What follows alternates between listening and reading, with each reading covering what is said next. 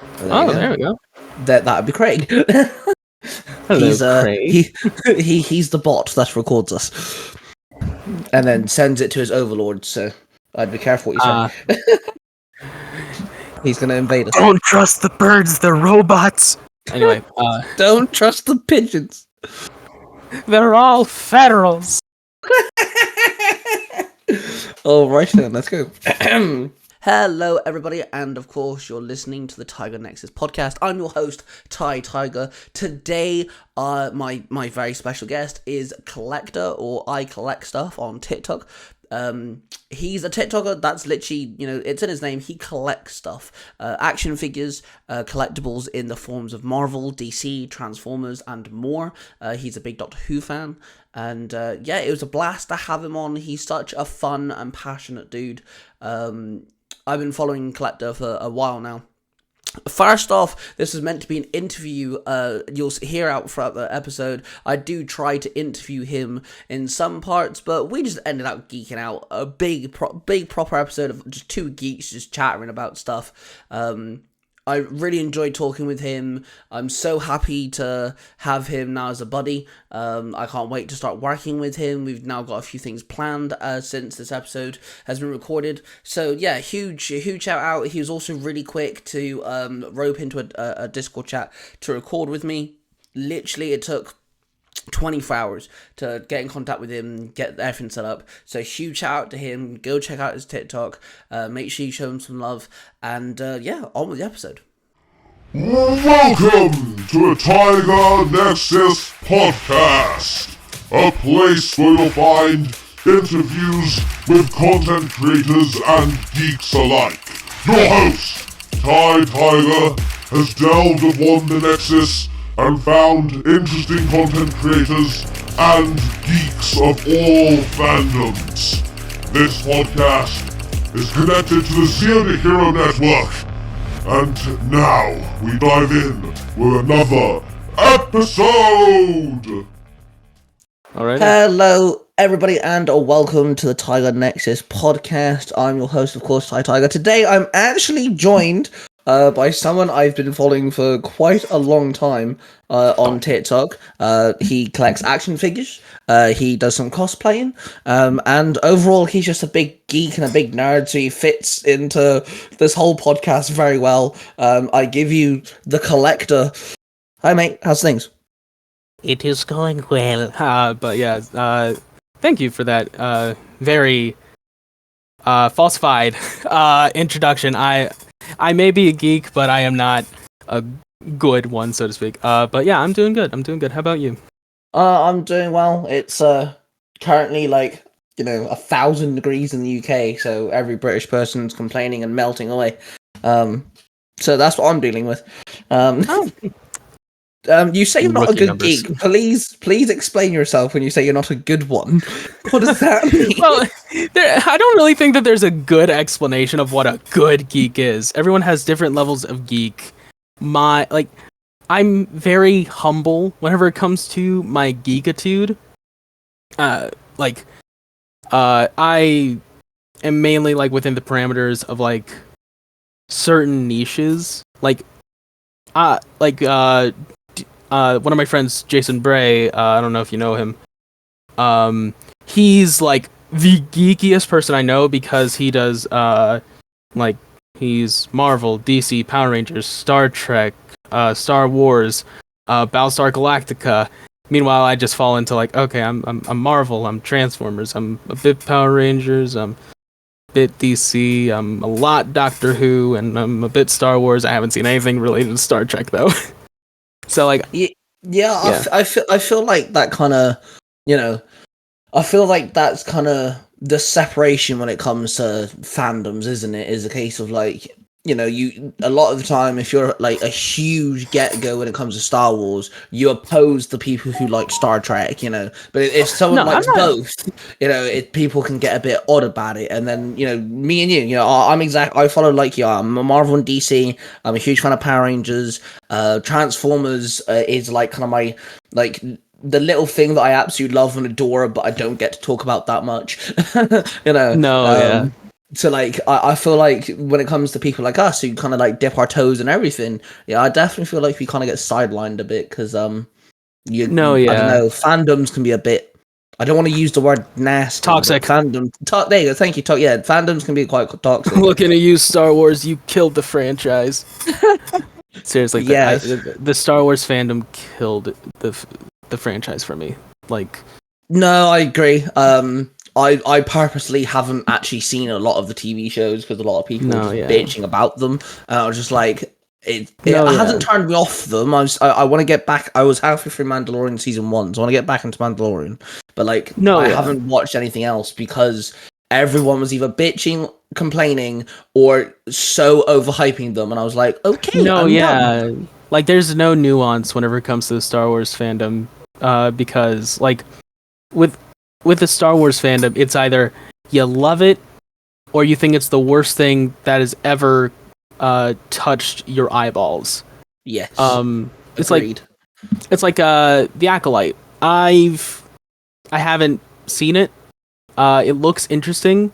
But like I've seen people say it was like I've seen people that have said that the show was okay get absolutely dragged. Like they didn't like they had like fair criticisms and they're like overall it's kind of okay. And like people are like, "Oh my god, you're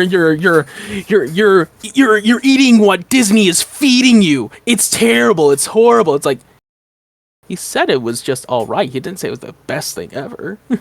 Yeah, I've getting a lot of flack at the minute because obviously we're getting a new Superman film coming Yes. up, and obviously it's now James Gunn is now kind of like overhauling DC, and I'm one of these people who are like, hey, give the man a chance. I mean, he did Guardians of the Galaxy, got a Galaxy 3, and he also gave us the better Suicide Squad.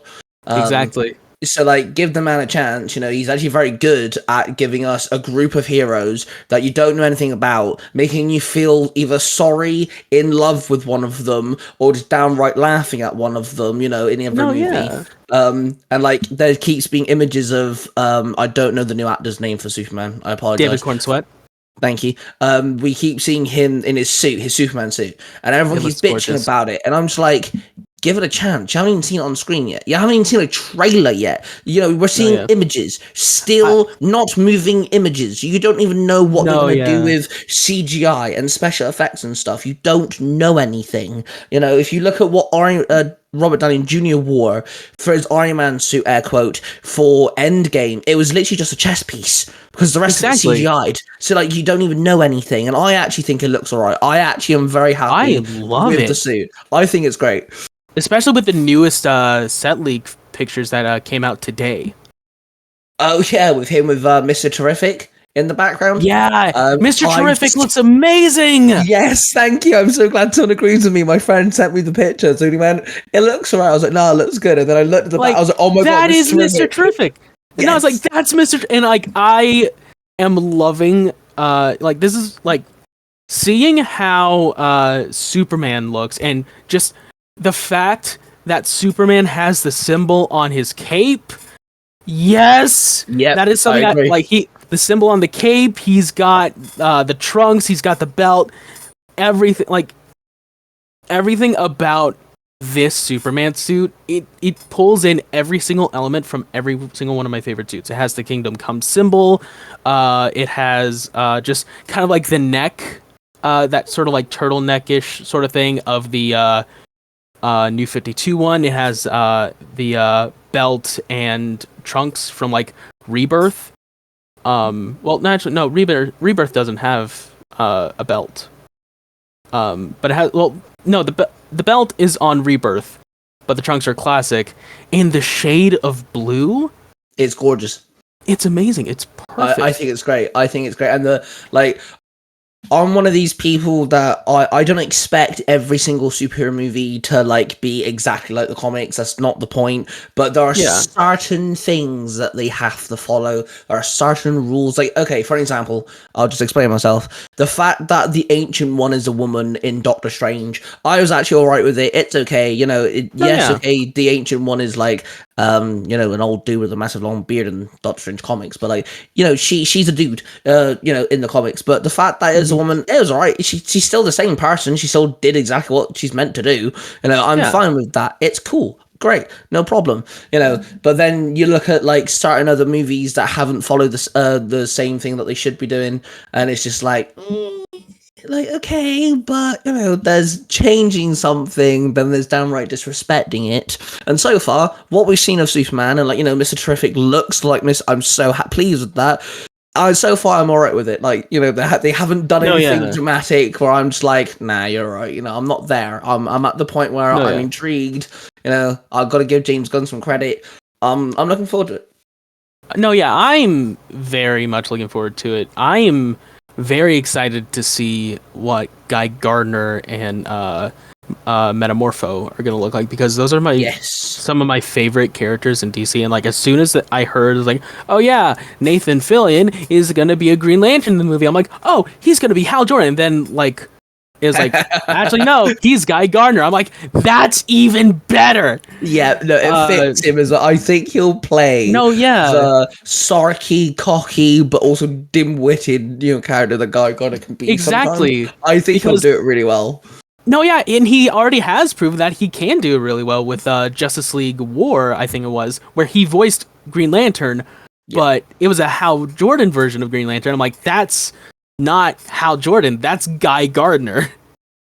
And now he's actually cast as Guy Gardner. I want to see him with the bowl cut, but I also wouldn't be remiss if he had his normal haircut. I wouldn't be remiss. Yeah, it wouldn't bother me. But this is the thing. This is why I keep telling people got to trust James Gunn and what he's doing, because in Guardians of the Galaxy 1, we got thrown with 5 characters that we knew nothing about, nothing like this, and by the end of the movie you kind of felt, okay, they're a team, this is pretty cool, Groot dies and gets reborn again and all this jazz, and it's just it was a good film. Well, about that, Groot from the first Guardians movie is just dead. Yes, that's true. Yeah, because the Groot that we see in 2 and 3, that's his son. Yeah, it's they don't Phoenix, do they? They give birth, sort of thing. It's not they a just kind of reincarnation. It's a which I thought was actually a really cool little detail, actually. No, it's one thing that it's they just call him Groot because it just makes sense. But it's something that I'm surprised some people just didn't pick up on. Because it's even James Gunn, after he's oh no, Groot died in the first movie. This is Groot's son. Technically speaking, it's Groot Jr. Exactly. And on that sort of kind of going back on the whole bit of respecting the source material, I and I'm also gonna dive into the MCU. I don't think they've necessarily disrespected anything, but they've rushed a few things, like Secret Invasion. I feel like that ending they did was very rushed. I was about to go, I agree, but I'm sorry, I can't excuse Secret Invasion whatsoever, because that hurt me. I haven't even finished the show. Hurt me. Secret Invasion is not a great comic. It's it's good, but I wouldn't say it's in it's a fantastic, point A to point Z, jaw-dropping material. But it was a very messy comic, and I will say for Marvel, it holds. It's one of those things that put Marvel comics back on the map. No, yeah, especially in the early 2000s. Exactly. Though I will say this about the Secret Invasion show: I like how it made it a bit more grounded, because that was my big issue with the comic, was that it's just you don't know who of these superheroes were a Skrull, and of course, in the Secret Invasion show, it's just we don't know who to trust, and it leans into that sort of conspiracy bit. The only thing, the only thing I didn't like about the show was the ending. It was so stupid. But then again, most Marvel TV show endings are either rushed or they have to follow the sort of formula of you have to have this big fight at the end, which I feel like that can sometimes harm what they've built up to. For example, Moon Knight, I actually really enjoyed what they did so far. I'm looking forward to what they do again now that they can also do a bit more grittier, street leveled material now. But like, No, I yeah. feel like, yeah, okay, seeing Khonshu fight the gigantic alligator thing was cool, but it wasn't exactly necessarily needed. No, yeah, it wasn't needed, but it was still cool as shit. It was cool, but it wasn't needed. No, yeah, it's like whenever you watch, it's like when you watch a Godzilla movie, you're not watching it for the humans, you're watching Yeah. it for the two monsters bashing against each other, like you're playing with Agreed. like action figures, and that's why I really liked the ending of the Moon Knight show, and also because it kind of leads into this mystery of like, is this Mark's reality, or is he just actually crazy? Which is something that I really like that they kind of took over from the comics. And like, even then, they do kind of answer as like, no, this is reality, but there's still that hint of like, but maybe it could be all in his mind. Yeah. And we just won't know until Moon Knight makes another appearance. I think that's why one of the reasons why I think I love Loki, the show, so much, because like there isn't a major holy crap boss fight, like sort of leveled thing. Even in season 1, there's a fight between Loki and Sylvie, but it's not like, oh my god, the world's gonna end if the bad guy wins sort of bollocks. It's a case of, oh, the multiverse has now been kicked into gear. It had a different take on, the not the world ending. It's more of a case of new life begins, but it's dangerous. No, yeah. Obviously, in season 2, Loki's now, not even the god of mischief anymore, which I'm actually so happy the way that Loki season. No, yeah, the god of stories. Just, oh man, that was like one of my favorite bits of Loki in the comics. Like when he moved on from being the god of mischief and just being the story crafter, sort of. I mean, he still like is the god of mischief, but he is also like, well, I can craft a few narratives here. And that's something that I really like that they did in Loki season 2. And also giving a bit more meaning to He Who Remains' final line of "See you soon."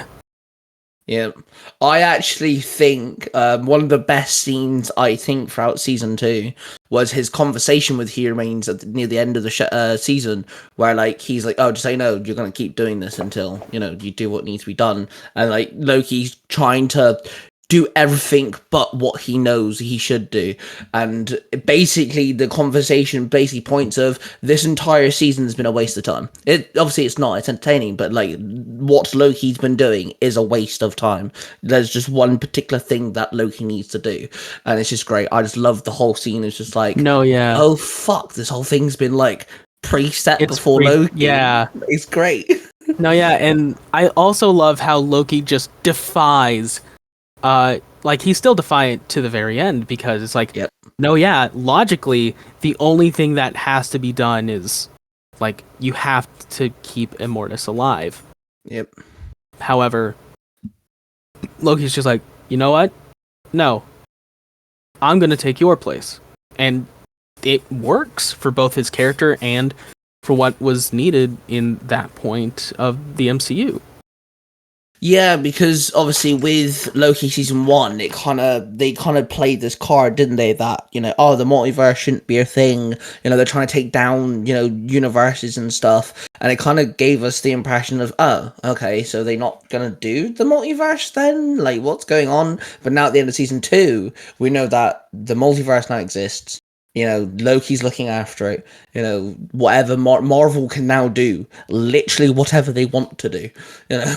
No, yeah, it's now everything they want. Because I found out the other day, and I'm still confused on how this makes sense. But if you actually look on Disney Plus at their multiverse saga timeline, X-Men 97's on the end of it. No, yeah, because the Watcher was the Watcher was in, and like there are some images in the actual X-Men 97 show that like whenever Cable is explaining like, hey, I tried to change this but I got pulled back, and it was like the same sort of like the sort of graph that you see in the TVA during season 1. My only gripe with that is X-Men isn't on the timeline at all. It's just X-Men 97. Well, so technically speaking, I think it's just kind of like I think it's just kind of like an implied thing. Yeah, that's true. What's your thoughts on the fact that the Netflix shows are now canon to the MCU and they're bringing like I fucking love it. Daredevil and Kingpin back? Oh, I love it. I love it. I love it. I love it. The only thing I'm just like I'm all for the Netflix shows being canon, and I'm like, yeah, I can't wait to see Luke Cage. I can't wait to see Jessica Jones. I can't wait to see Daredevil. I can't wait to see Punisher. I can't wait to see. Actually, I'll wait to see Iron Fist.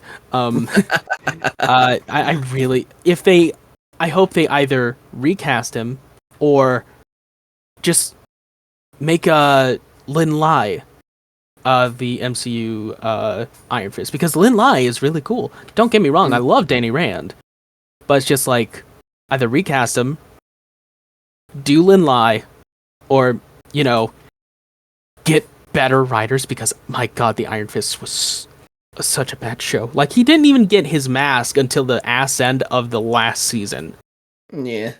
I think the one I'm more hyped for is Punisher, because I adore the Punisher TV show. It was my favorite Netflix show, and like as soon as he came back and like they said, oh yeah, we've got him back, I was like, really?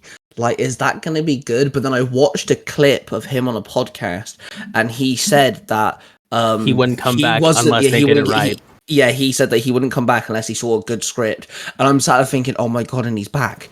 Which means, oh my god, we got Punisher. And I literally, in that moment, I literally held my head in my hands. I was like, oh my god, we got Punisher back. Holy shit, yes. No, yeah, and like just the set photos of him in like this brand new look. Like, that is one of my biggest gripes about the Netflix Punisher, is that the skull on the vest, I hated it. I fucking hated it. I did not like it. It was terrible. Because it just looked like someone just splashed some paint on there. It didn't even look like a skull. However, the new one, like, you can actually see, like, okay, here's where the eye would be. There's like actually that rounded top. Yeah. And like the teeth. Like that, I'm like, this is Punisher. Yeah. And supposedly he's actually going to be getting an actual like comic accurate suit in the show. That's going to be like cool. This. No, yeah, it's going to like supposedly it's going to be this dark navy blue, which would mimic like when light hits it, it would pop up as like a very lightish blue, which would mimic comic shading for black colors. That'd be really cool. Yeah, I'm really happy that he's back. My best friend is obsessed with the Netflix shows, so the fact that like we've got Daredevil back and Kingpin's obviously returned, and I think he was pretty cool in Echo. I think he was definitely one of the highlights in Echo. So I'm really glad that we've got him back as well. Yeah. I think the introduction of having well, it wasn't Daredevil, it was Matt Murdock, but Matt Murdock in No Way Home, I still think is one of my favorite things. Just way he's like, how'd you do that? I'm a good lawyer. No, yeah, and that was great. Yeah, and slightly off topic, Daredevil in She-Hulk. I will say I'm a fan of the She-Hulk show. I just really hate the villain plot.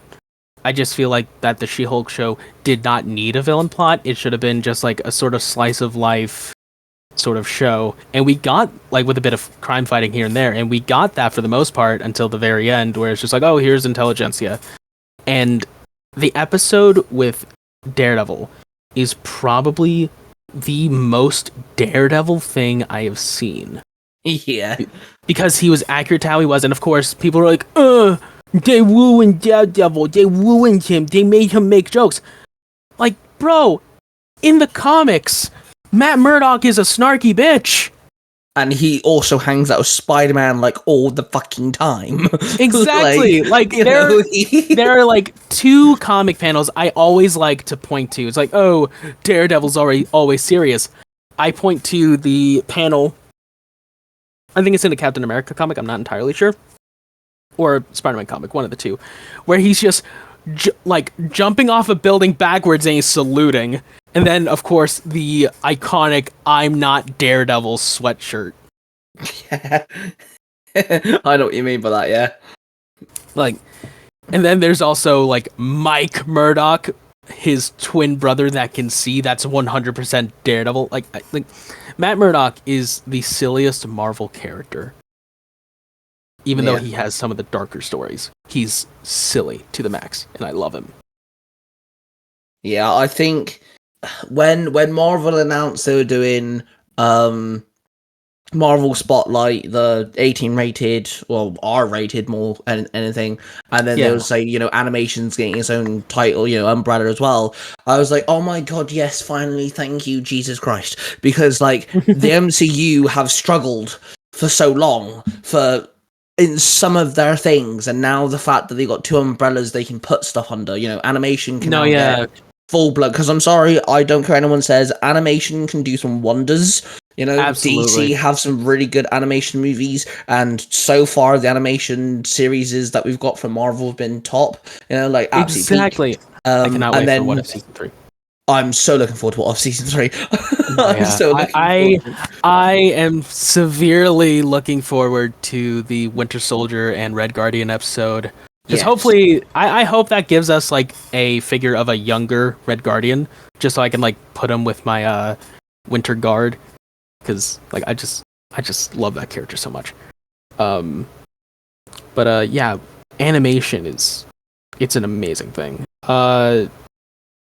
Though, and also this would like alleviate some of the workers at Marvel Studios itself, because that was one thing that was really, really bad, is that there was a lot of projects going on and there was a lot of crunch. And now with three departments,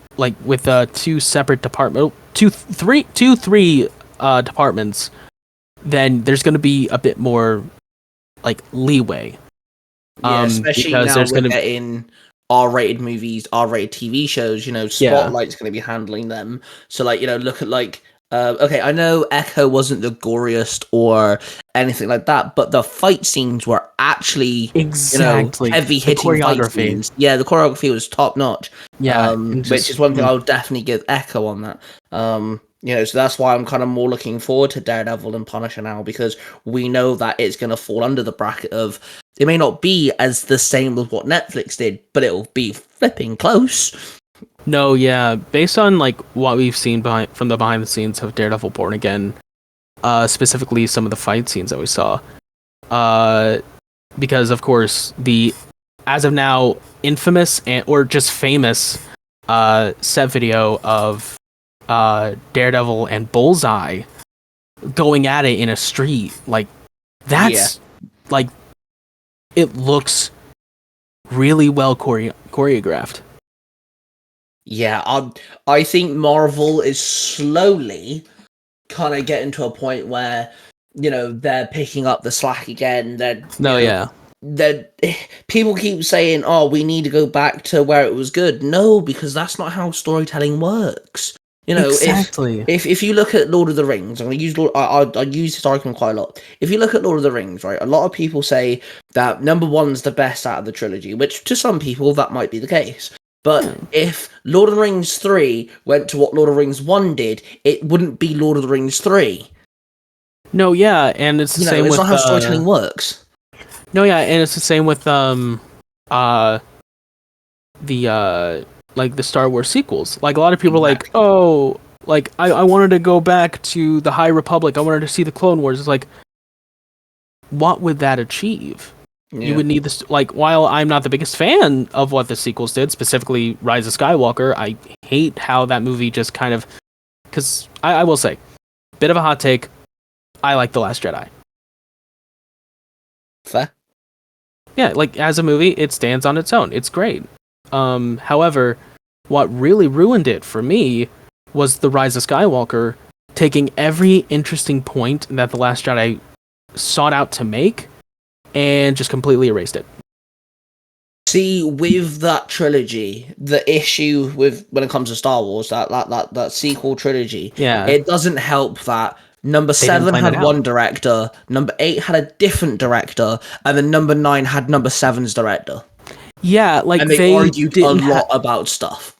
Yeah, they did not have a plan. And now that they do have a plan, especially with David Filoni kind of at the helm of storytelling, there are going to be these sort of like outliers like Andor and The Acolyte, where it's just like, yeah, they kind of fit into the universe, but it's not fitting in with what the specific story that's being told across the Disney Plus shows like are going with.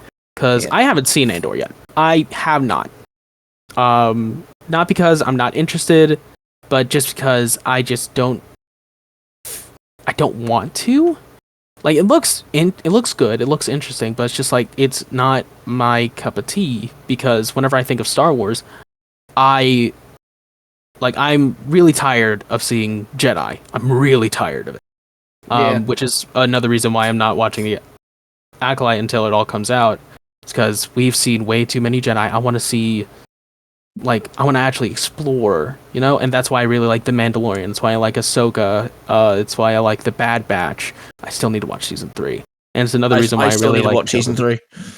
No, yeah, I've heard it's got a devastating ending, and I am not mentally prepared for it.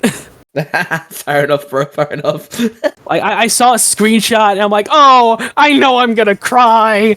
Yeah. But yeah, The Bad Batch is definitely up there with some of the best Star Wars that's ever come out. See, okay, I have a question. The reason why I'm asking this is because it was a big discussion in one of my Discord servers, and I know for a fact some people are going to be listening to this, and they're going to be going, hey, we had this conversation. Who do you think stronger, the Sith or the Jedi, when it comes to just power alone? Not politics. Sith. Thank you. Because I chimed in, I was like, it's the Sith. No, yeah. The only reason that the Jedi even won is because of the rule of 2 that was instated by, I think, Plagueis' master, or a master during the High Republic. The whole rule of 2. That's the only reason that the Jedi has, for the most part, consistently beat them until they got outplayed, and that's another reason why I really like Revenge of the Sith, is because it's actually the revenge of the Sith. It shows that the Jedi are dumb. They're not ready for war. They were never ready for war. They are quite literally just space monks. That's all the Jedi are.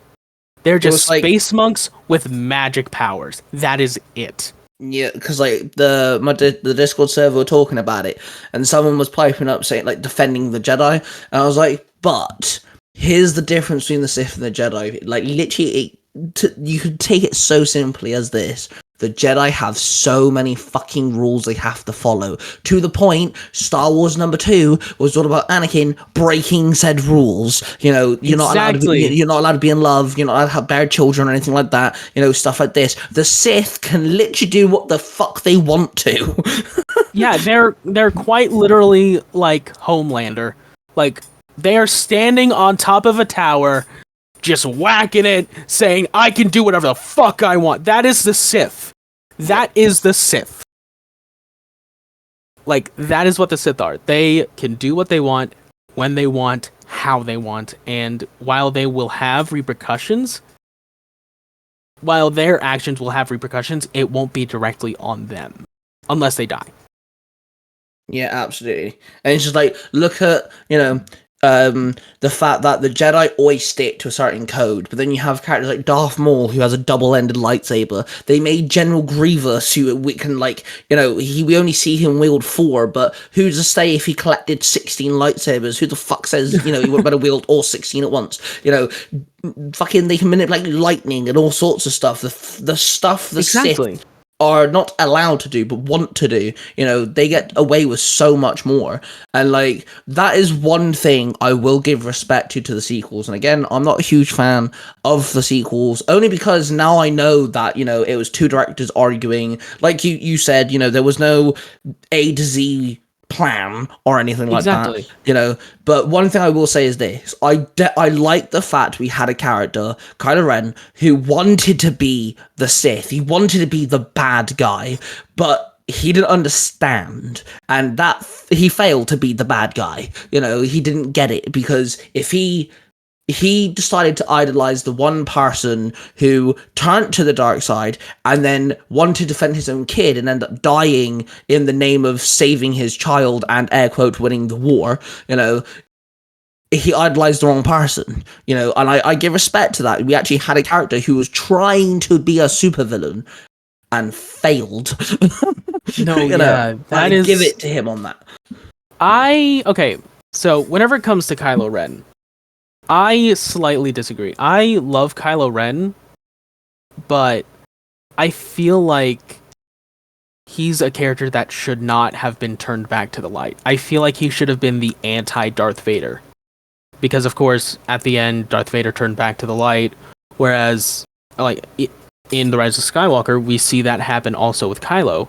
However, with The Last Jedi, it was setting him up to be the big bad, which I would have loved to see this very irredeemable, like, we see their struggle with the Force. We see them struggle, like, when they have to kill their father, when they have to kill their mother. We see that struggle, and it humanizes them. And we also kind of, like, it kind of breaks our heart to see them fall, which is why I really like The Last Jedi, because, like, you see him struggle, and then ultimately, he does exactly as the rule of two states. He kills his master and takes his place. And then that gets revoked in The Rise of Skywalker, which I don't like. If I could change anything from, like, if I could just pick one particular thing to change the rise, like, the whole sequel trilogy, I would make it so, we had Kylo Ren go from bad to good, and then they kind of hinted at the fact, because Rey is, Palpatine's offspring, or whatever the fuck she's meant to be, I don't know. I would have been happy if Kylo turned good and Rey actually became the bad guy, like actually fell. No, that that would have been interesting. That actually would have been a lot more interesting, because while I do love Rey as a character, I did not like how their journey was so tumultuous, because like, I think it would have been better if they stayed a nobody, but I feel like that revelation of, like, I'm a Palpatine should have broken her. Well, that should have broken her.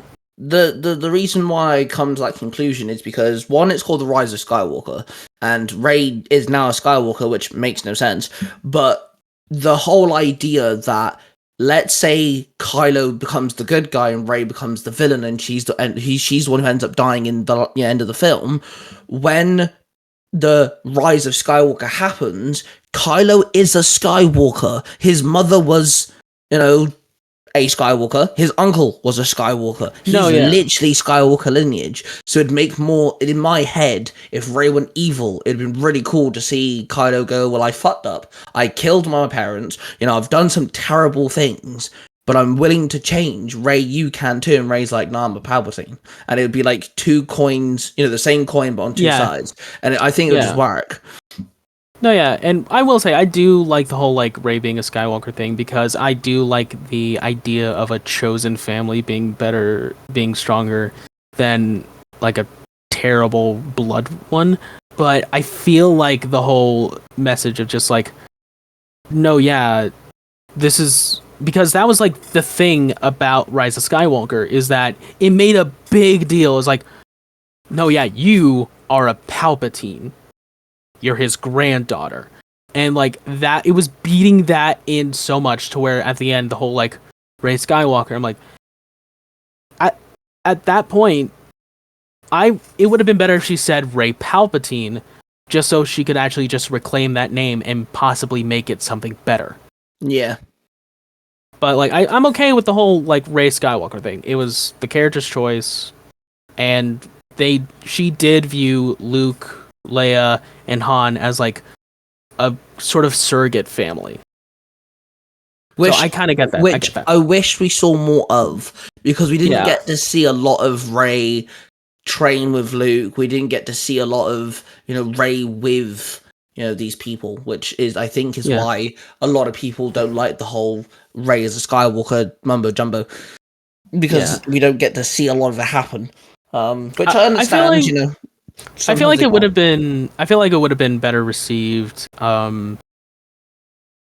if because of course they probably had to change the script a lot, considering the passing of Carrie Fisher. Yeah, of course.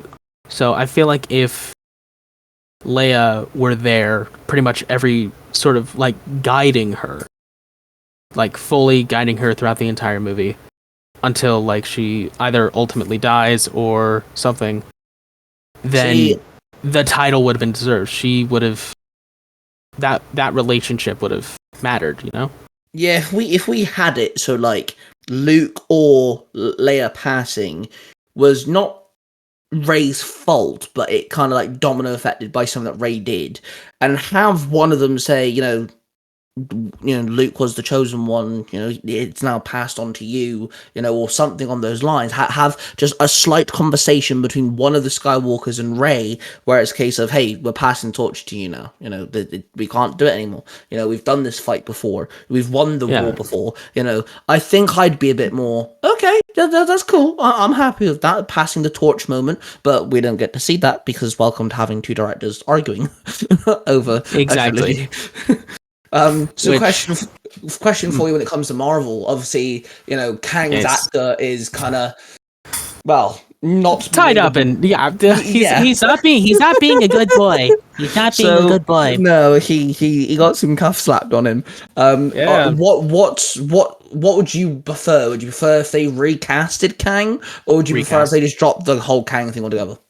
Recast, because they have done so much with the Kang thing that if they just dropped it, it would have made everything kind of pointless. Because like I really hope they don't drop Kang. I really hope they don't. And there's even rumors that Marvel is actually looking to recast, and there's one name that got brought up that I was like, that is perfect, and it's Coleman Domingo. Okay. Yeah, and like he has the voice I can relate with Kang because of course I have known about Coleman Domingo for a while, but prominently to me, he was the voice of Unicron in Transformers Rise of the Beast, and that is a commanding voice. Yeah. And he also looks like he looks cool. Like, he has like that bone structure that like commands power, which is something that Jonathan Majors only had like whenever it came to his actual physique. Because like face-wise, he looked like he was like, yeah, he looked very regal, but like, and like, yeah, he could totally kick my ass. But like, I don't get that commanding power whenever I look at his face. With Coleman Domingo, I get that.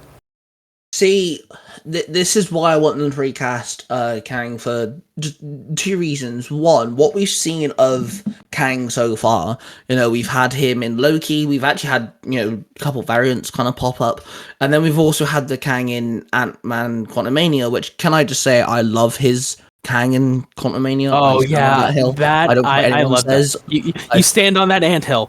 I do, yes. Because everyone disses that film, and I'm like, but why? Kang was so cool. No, yeah, like that's like one thing I hate the argument like, oh, he was defeated by ants. No, the fuck he wasn't. His tech got damaged, and he was still beating the fuck out of Scott without any like tech, without any weapons. The only reason Scott won that fight wasn't because he won. He got lucky.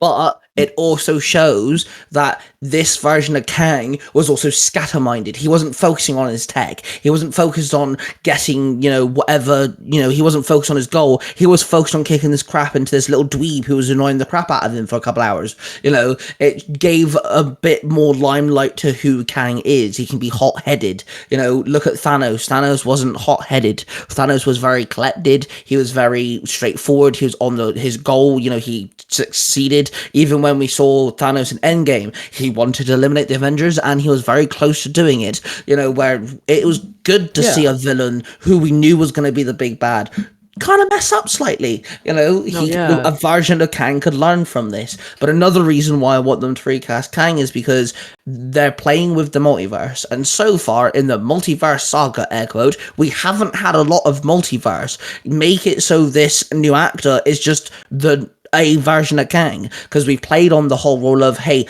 3 different Spider-Men can look different. Just because all the Doctor Strangers look the same doesn't mean that everybody has to look the same.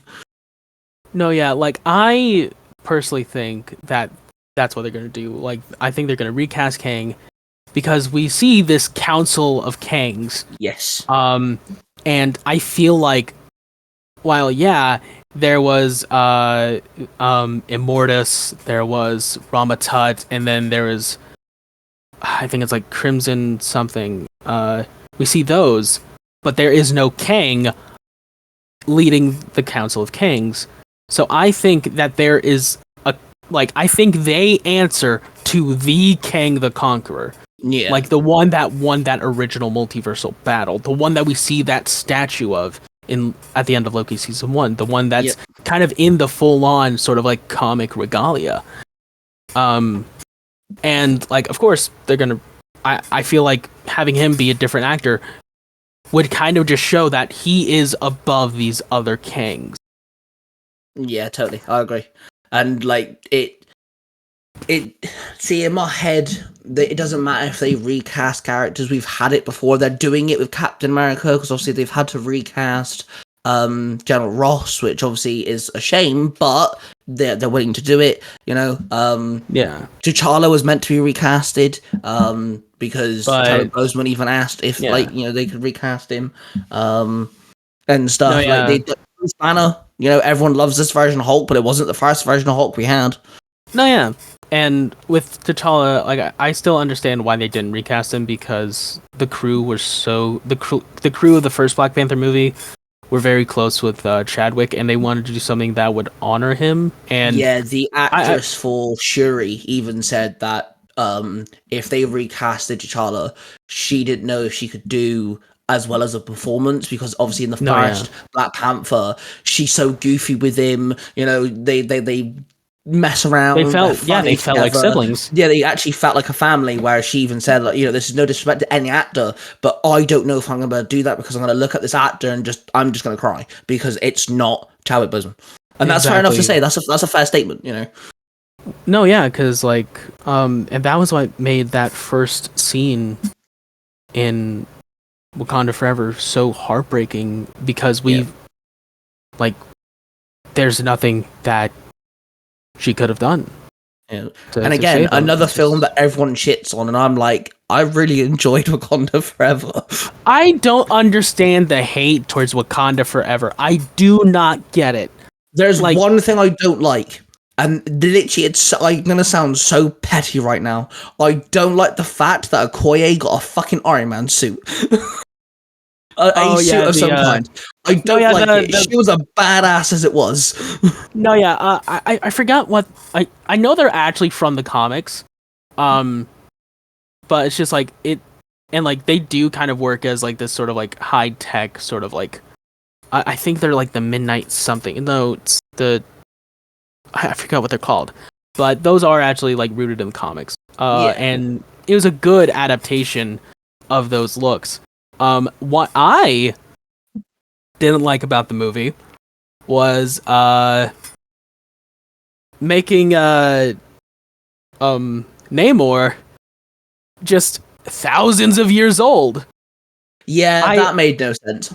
No, yeah, like, no, I mean, it made sense, because like Atlanteans most likely have a very long lifespan, and of course, the fact, like, I did love how that was like the first sort of name drop of mutant, because among his people, he is a mutant. Yeah, and also he is a mutant, because that is one thing I loved. Like, I was so worried that they were gonna cut off his ankle wings, because that's one of my favorite parts about Namor, is that he can rule both the sea and the sky. But they actually went in hard on it, didn't they? They actually made it so they use it so much. No, yeah, like whenever Namor is single-handedly like going after Wakanda, when he's like avoiding like some of the ranged shots, like the way he it's like he steps and like the wings like it looks so natural. Yeah. Like the way they choreographed Namor, and even the final fight I really liked, because like that worked, and Namor was like Daniel Huerta is amazing as Namor. I agree. Yeah, it was a good portrayal, and I'm glad that we finally had a final fight that didn't resolve in either the villain dying, the villain, committing suicide, sacrificing themselves or whatever, but they also didn't get arrested. Namor back, and they didn't. He's back. He's back in the city. Yeah, and it also didn't end with them being like all like sort of like, oh yeah, all the problems that we had are fine. No, it's like it's just like this is the most Namor shit. He's only an ally with them because it can be useful for him. That is Namor. Yep, that is Namor to a T. Can I just say, right, my favorite scene in that movie, and it's one of the scenes I see that get shit on. I don't understand. It's when Shuri has her ancestor moment, and it's with flipping Killmonger. When he appeared on screen, I lost my mind. I was like, oh my god, that is perfect. That makes so much fucking sense. That is absolutely genius, because if you look at the small details, when when a king becomes Black Panther, they link to their ancestors, which is huge in the comics, by the way.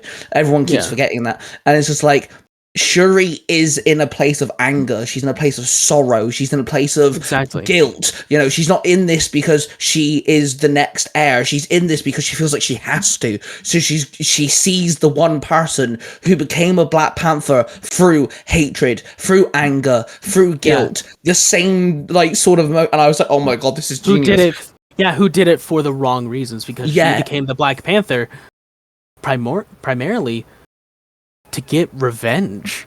Yep, just like Killmonger, and it's like, oh my god, this is so good. And like that conversation, even Shuri looked shocked at like, why am I talking to you for? And it's just like, oh my god, it's so good. No, yeah, and like I've seen so many people saying like, man, they should have made Killmonger the Black Panther. It's like, no, because A, he's dead, and B, it doesn't make sense. Shuri is the perfect title. She's also next in line, even in the comic books. T'Challa isn't able to be Black Panther for, so Shuri becomes the Black Panther. It's in the comic books. Yeah, and like anytime they say it's always the same people who are like, oh man, they should have done it exactly like the comic, who also complain whenever something is done exactly like it is in the comic. It's like whenever they introduced Ironheart, people are like, oh man, they turned Iron Man into a woman. It's like, no. It's just really bad to have her be the main character of the Iron Man title, and then eventually Ironheart got her own series, which I will say one thing. I loved how they did Ironheart's suit in Wakanda Forever. I just wish that it wasn't red, and I wish it was purple like it was in the comics. See, I won't mind it if she gets a close to adaptation of her suit, at some point, because in the comic she gets 3 suits. She gets her red and gold one, red and gold point 2, whatever, and then she gets her main colored one, which isn't actually full of guns and stuff. It's actually anti-lethal suit, and I'm really hoping at some point, whether it's in a show, whether it's in an Avengers film, I don't care where, but I really hope at some point she gets like her actual main suit. If that happens, I'm happy with the suit that she got in Wakanda Forever, because that's just like her first suit. I'm cool with that, because she doesn't even have it right now. She doesn't even have that suit. No, yeah, she was just like, actually, I'll just kind of like. I really loved how like she rejected it, whereas like characters like Spider-Man and Captain America kind of accepted those like super tech suits, and then eventually went on to get their own suit, except for Sam. He is getting a new suit in the new movie, but of course set photos have shown it's like, no, he's going back to the other suit, which I don't mind. I like the Disney Plus suit. I'm just glad that they got rid of the white cowl, because that just looked bad. Yeah, I don't mind the fact that they change suits and stuff as long as it's not repetitively always changing for no reason. Then I'm fine with it. Like Iron Man makes sense; it's in Tony's nature. Even in the comic books, he makes 100 suits for different outcomes just for no reason. And like even in the comic books, you can see in back panels and stuff, just rows upon suits, all different colors, shapes, and sizes. So Tony having like 50 odd suits makes perfect sense. That's fine. The fact that Peter changed his suit at the end of No Way Home makes sense. His life has changed. He No, wanted yeah. a bit more, different. But I'm nervous for the next set of upcoming movies, but I'm also looking forward to it, if that makes sense, because No, I'm yeah. looking at what's happened, and then I'm also looking at the good and the bad, and I'm like, well, stick to, Kang being the main villain in Quantumania and what he Yeah. did there. Stick to, the absolute awesomeness that was Namor versus Shuri. Stick to, stuff like Yeah. that. You're golden. Give us Secret Invasion constantly. Everyone's going to hate you. No, yeah, because that is one thing. Because I see everybody saying like, "Oh man, the MCU is it's dead and buried now." The only projects that are having like any sort of trouble right now are Blade and Captain America 4. Captain America 4, that is out of their control because of course, world events that I will not touch with a 10-foot pole. Like that, and also just like, I mean, I Did feel the like writers didn't when it like because they've been trying to work on this, number 4 for a long time. It's not just No, yeah. one event that stopped them; it's been several. Obviously, No, yeah. also you got the fact of they've had to reshoot a lot of General Ross's scenes. No, Because yeah. they did have scenes set already, but then they had to recast, and they're like, "How are we gonna fix this? We're gonna have to reshoot everything." Yeah. And stuff like that. And then Blade, I feel like that's just the Blade curse rearing its ugly head. Cause Yeah. I mean, people say, "Oh, the Blade curse isn't the Blade curse is real. Oh, It yeah. is real." Like the John Connor curse. That shit's real. Mhm. And like just like I'm excited for the Blade movie because Mahershala Ali, like, he is, in my experience, he has never been in anything bad. Fair. Like, never. And he makes sure that like the script is apparently like outstanding. Well, apparently. No one's too sure. It's like 50-50 if it's like really good or okay. But the director, of course, recently dropped out, and it's supposed to be shooting sometime this year. And then every other project that's coming out is going swimmingly. Fantastic Four starts shooting either this month or next month, or it's in the middle of shooting. We don't know. And everyone is saying that this script is amazing. Like, even the voice for Galactus in the movie, who is not a comic book nerd and has been in nothing but amazing movies, say for The Pope's Exorcist, but even then, he was in, like, his character was amazing. Like, he's just like, it is probably one of the most mind-blowing, fantastic scripts I've ever read. And I'm just like, we're gonna finally get a good Fantastic Four movie. Yeah, not looking at you, Fan Four Stick. We do not talk about that. Oh yeah, we don't talk about that movie at all, except for the fact that the writer of the original screenplay for that movie had the best redemption because he wrote Moon Knight. Oh, okay. I don't know. He wrote the original screenplay for Fantastic Four 2015, and it was full to the brim with comic accuracy. But the director didn't like it because he was like, "Oh, well, I don't like superhero movies to be like, this is too silly. This is goofy." And I'm like, "Yeah, it's the Fantastic Four." Yeah, I'm looking forward to these sort of things. You have been good, and I feel like when something so amazing like Infinity War Endgame, it did something nothing's ever done before. It brought 40 plus Everything. characters on the screen with a villain who could hold himself. It connected things, it even brought some form of redemption to like Thor the Dark World, which is deemed one of the worst, Infinity Saga movies out there. Stuff like this. Once you get to that point, everyone expects that. And it's just like, don't understand how movie directing is or story writing is or anything. You don't get it. People are bitching. I'm like, you do realize Endgame took fucking such a long time to make.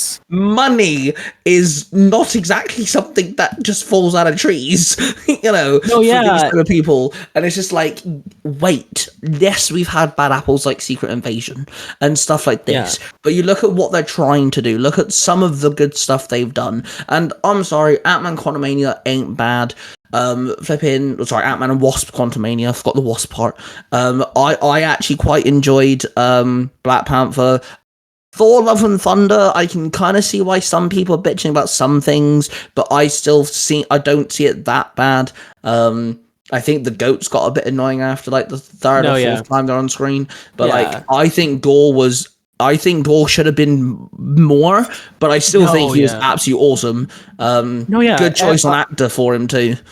Whenever it comes to like the MCU or just movies in general, I fully believe there is no such thing as a bad movie, because a movie, like especially like Marvel movies or just superhero movies or action movies in general, are made just to entertain. So if you're entertained by it, it did its job. It doesn't need to be this groundbreaking story. Like, I have a lot of problems with Thor Love and Thunder. It has a lot of missed opportunities. But overall, like, there's that bit at the end when it's Gore, Jane, Thor in front of eternity, and that's probably like one of my favorite moments in the MCU, because like Gore doesn't like turn good and say, yes, maybe the gods are good. No, he's just basically like, he's telling Thor, like, you have to prove to me that some gods can be good. And he does that by taking care of Eternity, who is, of course, taking the form and mind of Gore's daughter.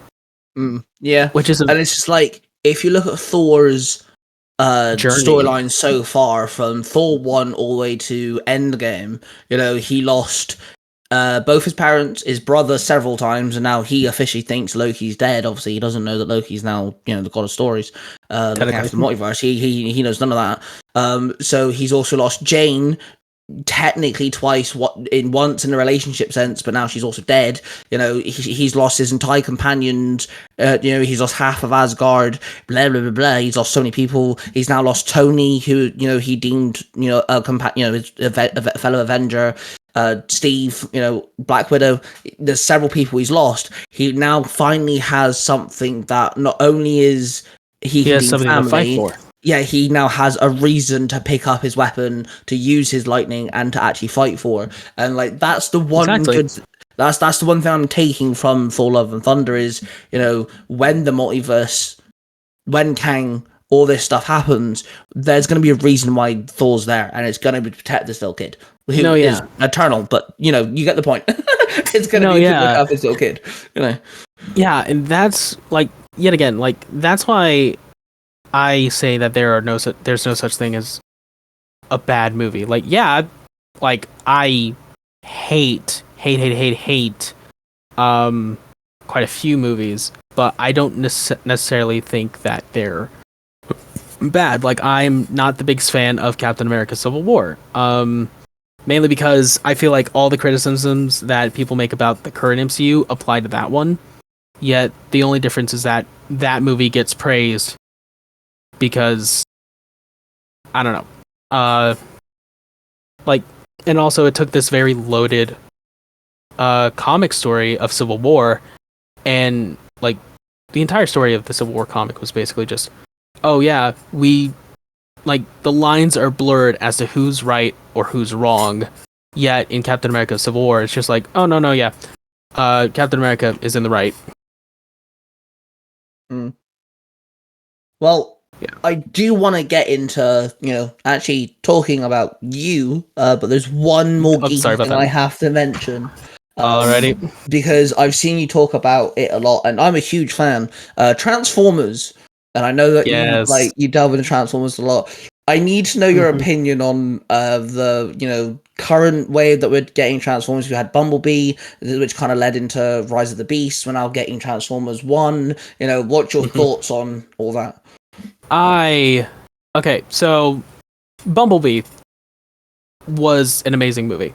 Yes, agreed. Just in general, it was a good fresh start for Transformers.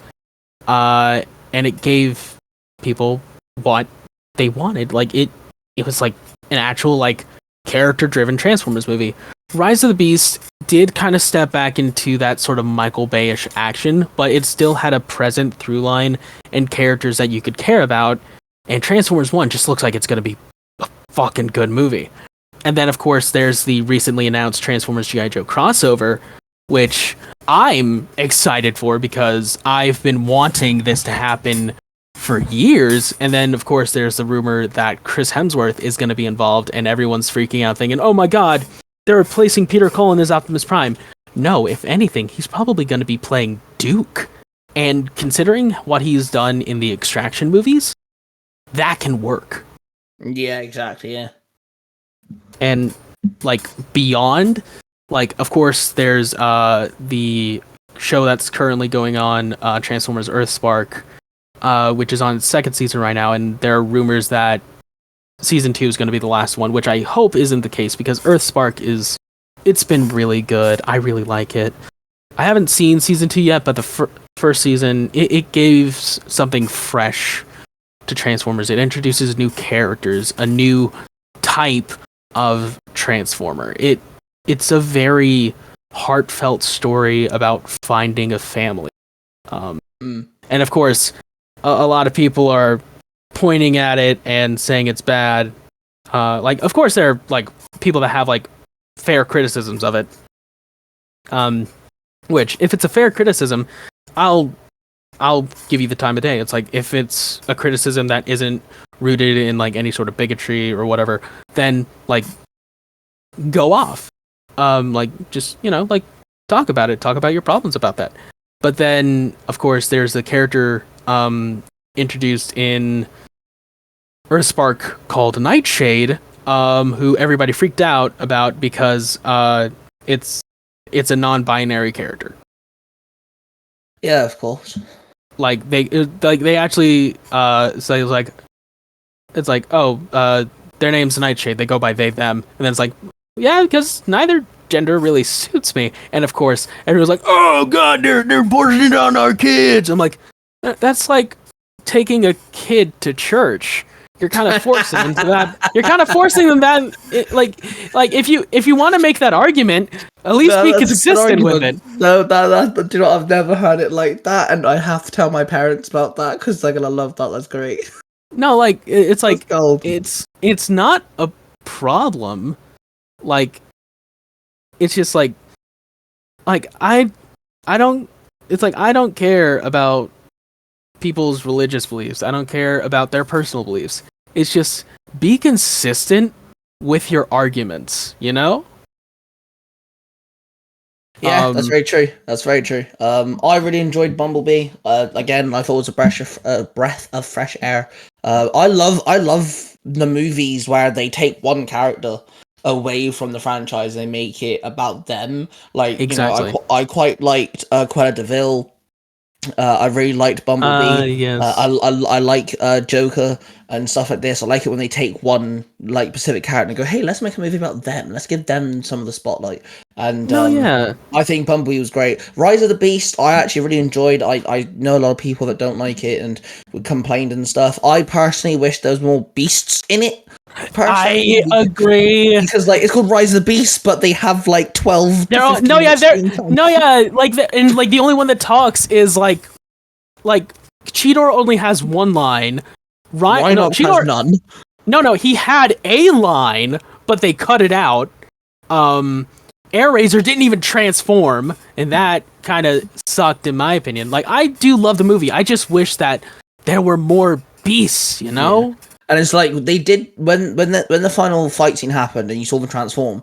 They don't linger on them that long. You can't really tell who's who. You know, you can see them all fighting and stuff, but in the old Beast, the Beast cartoon that is like I hold so dearly, they focused on each one. You know, they said their name, they said Maximize, and then you actually saw them transform. And it's like I just wish we had one scene near the end where they did that, you know, and you just saw just so we can see what they look like. That's all I'm asking.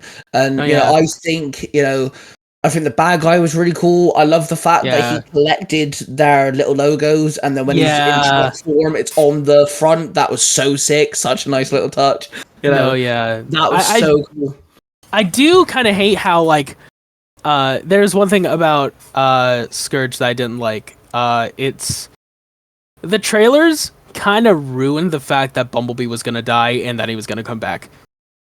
Because of course it showed Scourge stabs him, and then later on in the trailer, whenever you see Bumblebee jumping out of the plane, his Autobot symbol is just gone, it was ripped off. So I'm just like, oh, okay, so he's gonna die and then come back. Okay, cool. But overall, I do love how they combined the two most prominent versions of Scourge. The Robots in Disguise 2001 version, which is just which originally was just a repaint of Laser Optimus Prime, and then the G1 version, which is a creation of Unicron. And I love that they kind of combined that, and you got this character voiced up brilliantly by Peter Dinklage. And then, of course, there was Battletrap and Nightbird, who were also really cool characters to see. However, I do wish that Nightbird and Battletrap were utilized a bit more. You know? See, I understand why they do what they do, but it kind of boils down to me when it comes to the Transformers. Is like, can we have a Transformers film where Optimus Prime isn't the main character? Where if they ever did Rise of Beasts, anything like that again, I'd be happy if you had a film with just the Maximals. Give us a Maximals movie. Absolutely. I'd be so happy with that. I would. I would love to see because there's of course that giant gap of time where the Maximals were on Earth. Who's to say that the Predacons weren't also there as well? Yeah, exactly. So it leaves a perfect space to have this sort of Beast Wars movie where they can probably bring back David Kaye to voice his Megatron, which is my childhood. And see Tarantulas, Rat Trap. It would be Rat Trap would have been so cool. No, yeah, I understand why he wasn't in the movie, because he would just turn into a giant fucking rat. But it would be so nice just to see Rat Trap and just say, oh yeah, he's a Minicon or something like that. Yeah. But overall, I don't deem Rise of the Beast a bad film at all. And we went to the cinema the other day to watch Inside Out 2, and Transformers 1 was actually one of the trailers that they showed. And I've seen the trailer a couple times, but watching it in the cinema and actually having it on a big screen and watching the trailer, the hype kind of built up for me more, and it's just like, I'm so looking forward to it. It's going to be funny, when Bumblebee gets his blades, hey, I have hand blades, and he gets all I'm like, yes, let's go. There is a lot to that movie that I am very excited for, because of course you have new characters coming in for either the first time or just possibly being a bit more in depth. Alita 1 is in this movie, voiced by Scarlett Johansson. Yes. And Alita 1 was in Revenge of the Fallen, but Alita 1 did not get any lines before she was unceremoniously killed. Yep. And then, of course, you have John Hamm, who's going to be voicing Sentinel Prime. And then, even though it's a very split second shot, there's that bit in the trailer where you see Starscream, Soundwave, and Shockwave. It's only for a second, and it's it's beautiful. And everything about this movie signifies that what we see is just the beginning. The sort of light jovial tone will only be in the beginning, because I remember whenever it was being like revealed, it was said that the main plot of the movie would be these 4 main cast members getting their transformation cogs. Yet we see that moment in the trailer, so I think that's going to be the moment the movie shifts to the start, or at the very least, the beginning of Megatron and Optimus falling out and starting the Cybertronian Civil War, which is something I really want to see. Yeah, a lot of people. I keep seeing people bitch about the fact that it's animated. I was like, you do realize Spider-Man Into the Spider-Verse and Across the Spider-Verse are deemed some of the best animation movies? No, They're about yeah. Miles Morales. Go fuck yourself. I've seen people say, "Oh, this is an animated movie. I wanted it to be live action." What the fuck do you? Huh? Huh? Yeah, it makes no sense. You wanted them to be in costumes the entire time?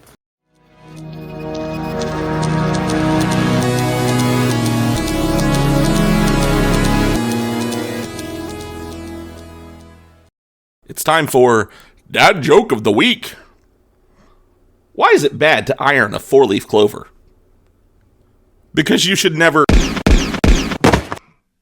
Jared, you lay there bleeding on your floor, because I was hired to assassinate you. You broke the universal law of telling too many dad jokes. The person who hired me has requested, and paid extra, for me to read you this message. Dear Jared, I, Billy, of the Zero to Hero podcast, hired this man to kill you because you look like a frog that had relations with the end of a moldy-crusted loaf of bread.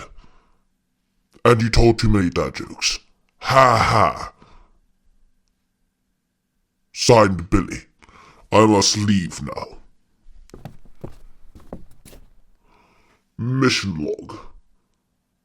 I have taken down the host of If You Give a Dad a Podcast.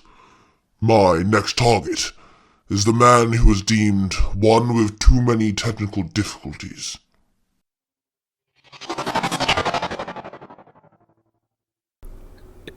It was just a joke. Oh, Jared, I've come with your Big Mac. Oh dear. Oh, poor Blighty. He's been murdered. It's alright, lovely. I'll eat the Big Mac for you.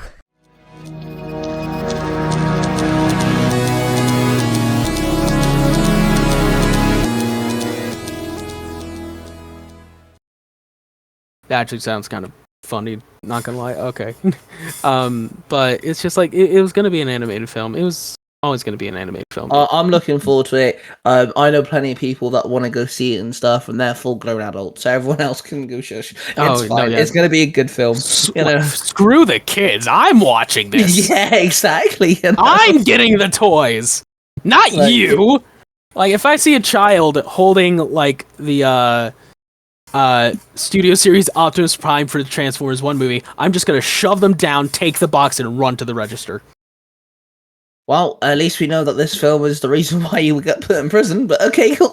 Oh, no, I live in the US. Okay, kids it's fine. all the time. Kids get hurt all the time. Kids get hurt all the time here. Well, all the time. On the note of you know, shoving a child and nicking his toy, let's actually dive into you, because you're known as the collector, you know. So, yes. How long have you been collecting for, and what exactly do you collect? Okay, well, I've been getting toys ever since I was a young kid. However, it was around 2018 when I decided, you know what? I have all these toys in my toy box. I play with them a lot. Why not just get a shelf and put them on there so I can have more toys in this toy box? And that's how it started. It was like around 2018. And I actually started an old review channel it did not work out. I deleted most of those videos. I deleted all of those videos because they were just terrible. Like horrendously shot, because at that time my room was a fucking mess. And like the only thing I had as a backdrop was a giant slab of cardboard that was held by my bed frame. But of course now I have like, my collection is like, I have more shelves. My room is not a mess anymore. And now I have like this desk where I have like all of my stuff, my video equipment, and like my backdrop is my collection, which is something I'm happy about. And like I do have a few reviews on YouTube, but I haven't posted a review in like a year and a half, I think, maybe. And I do want to kind of get back into that, but I just don't know how. As to what I collect, the first big part of my collection was Transformers. That is still my driving force for why I collect figures. Because Transformers are just fucking cool. But then I remember I walked into my local collectible store called Battlegrounds. It's an amazing place. One of the largest collectible comic shops in my state. And I saw this Infinity War Mark 50 Iron Man. I was like, you know what? I'll get that. That was the first ever Marvel Legend I got. It's long since been sold off, but that's what started my Marvel Legends craze. Because first it was that, then I got the Marvel Studios First 10 Years 2-pack Captain America.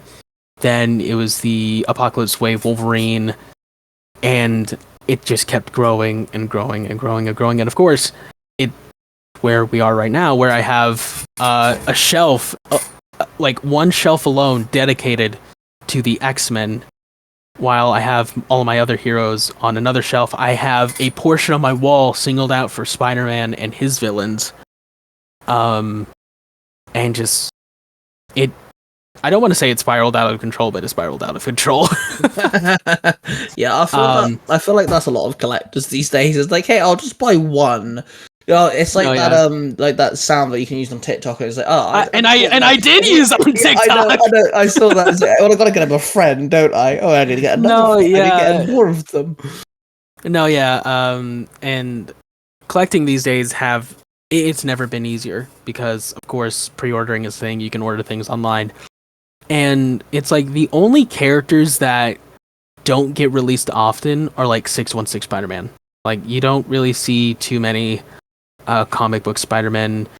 They release a good bit of Miles Morales and a few Wolverines and a few Cyclopses, but there are like these very few characters that are like grails. Like for me, my holy grail was a Marvel Legends Angel figure, which I was like, they're never gonna release. And then this year, hey, doing an Angel figure. I'm like, oh, that's amazing. I bet they're never gonna do a Marvel vs. Capcom 2 styled Cable. What? Same live stream. But yeah, it's never been easier to collect. And I will say, to any listeners out here who want to start getting into collecting, if you live in the US, go to GameStop. They may be kind of a terrible company, but you can put deposits into pre-orders. Like I think it's like $5 as a minimum, and you can pay that over time, and you won't miss out on your pre-order. That's how I'm getting my Astonishing Wolverine, and it's how I got my Deadpool. It's how I got my Cable, and it's how I'm going to get my Danny Ketch Ghost Rider, is through deposits and paying it over time. Yeah, see, in the UK, it is hard I know. to get a hold of a lot of stuff. I actually, through a buddy of mine, he actually lives in Texas, and he got the newest Mighty Morphin White Ranger Funko Pop from a guy in England. I was like, Billy, mate, I'm gonna need the guy's name because I'm from England. I live in Wales. I don't live that far. I'm happy to pay the postage if he's willing to send me one. I'm closer than you Dude. are. You live in Texas. Oh man. And I've hit him up, and he's like, dude, just let me know when you've got the money. I'm like, yeah, okay. I'll happily Yeah, have the well, money, you know. well, look, I think it's kind of an easy trade because you guys have an abundance of Doctor Who merchandise. In the US, nothing True. at all. Yeah, that's true. But it's just like, so far, my issue is space. Now, I have space, but my problem is I have a fiance and a 5-year-old child, so my space is taking up by those two. So, like, my space is now limited. But I do toss them have. out. Yeah, exactly. I need to get rid of them. I know. But I do have a Funko Pop wall. It's huge. It's getting bigger. My fiance's not helping there because she just started collecting Disney ones. But I do have a couple of the McFarlane DC figures. I've got Injustice Reverse Flash. I've got Hot Pursuit Flash, and then I've got 2 of them, and I only found them as a very small, very tiny comic book store about an hour away from me, and they sell these action figures, but they're so expensive in that shop, but I did it anyway. You know the clown, criminal, and whatever the third one is, the Joker, the clown, the three criminal, and the mastermind. Yeah. 3 Jokers. I've got one. the Yeah. clown, I've got the criminal, and they have my phone number. So if they ever get the third one in, they're going to let me know so I can go get it. I really want all 3 of them. The criminal one is the Killing Joke one, right? Because that's the one that was incredibly hard to get. Because in the US that was a GameStop exclusive. Wow. No, yeah, because that's the thing about the US. We have a lot of routes to get action figures, but they release a lot of exclusives, and for the most part, those exclusives are characters that you want. Recently, in the most recent Marvel Legends live stream, they revealed, oh hey, this X-Men Marvel Legends first appearance Rogue and Destiny 2-pack.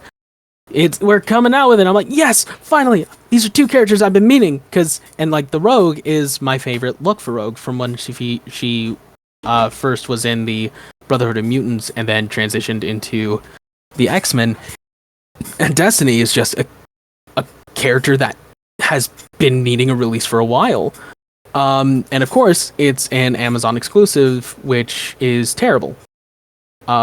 Because sometimes they'll just cancel your order, and it's a mess. So I have to kind of get my.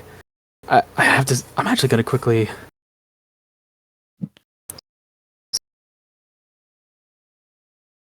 But yeah, exclusives.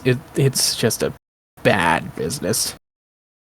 Yeah, I don't know about other people, but like my friend collects dioramas and big like figure stands like that, and he's managed to get a few of them, but at a hefty price.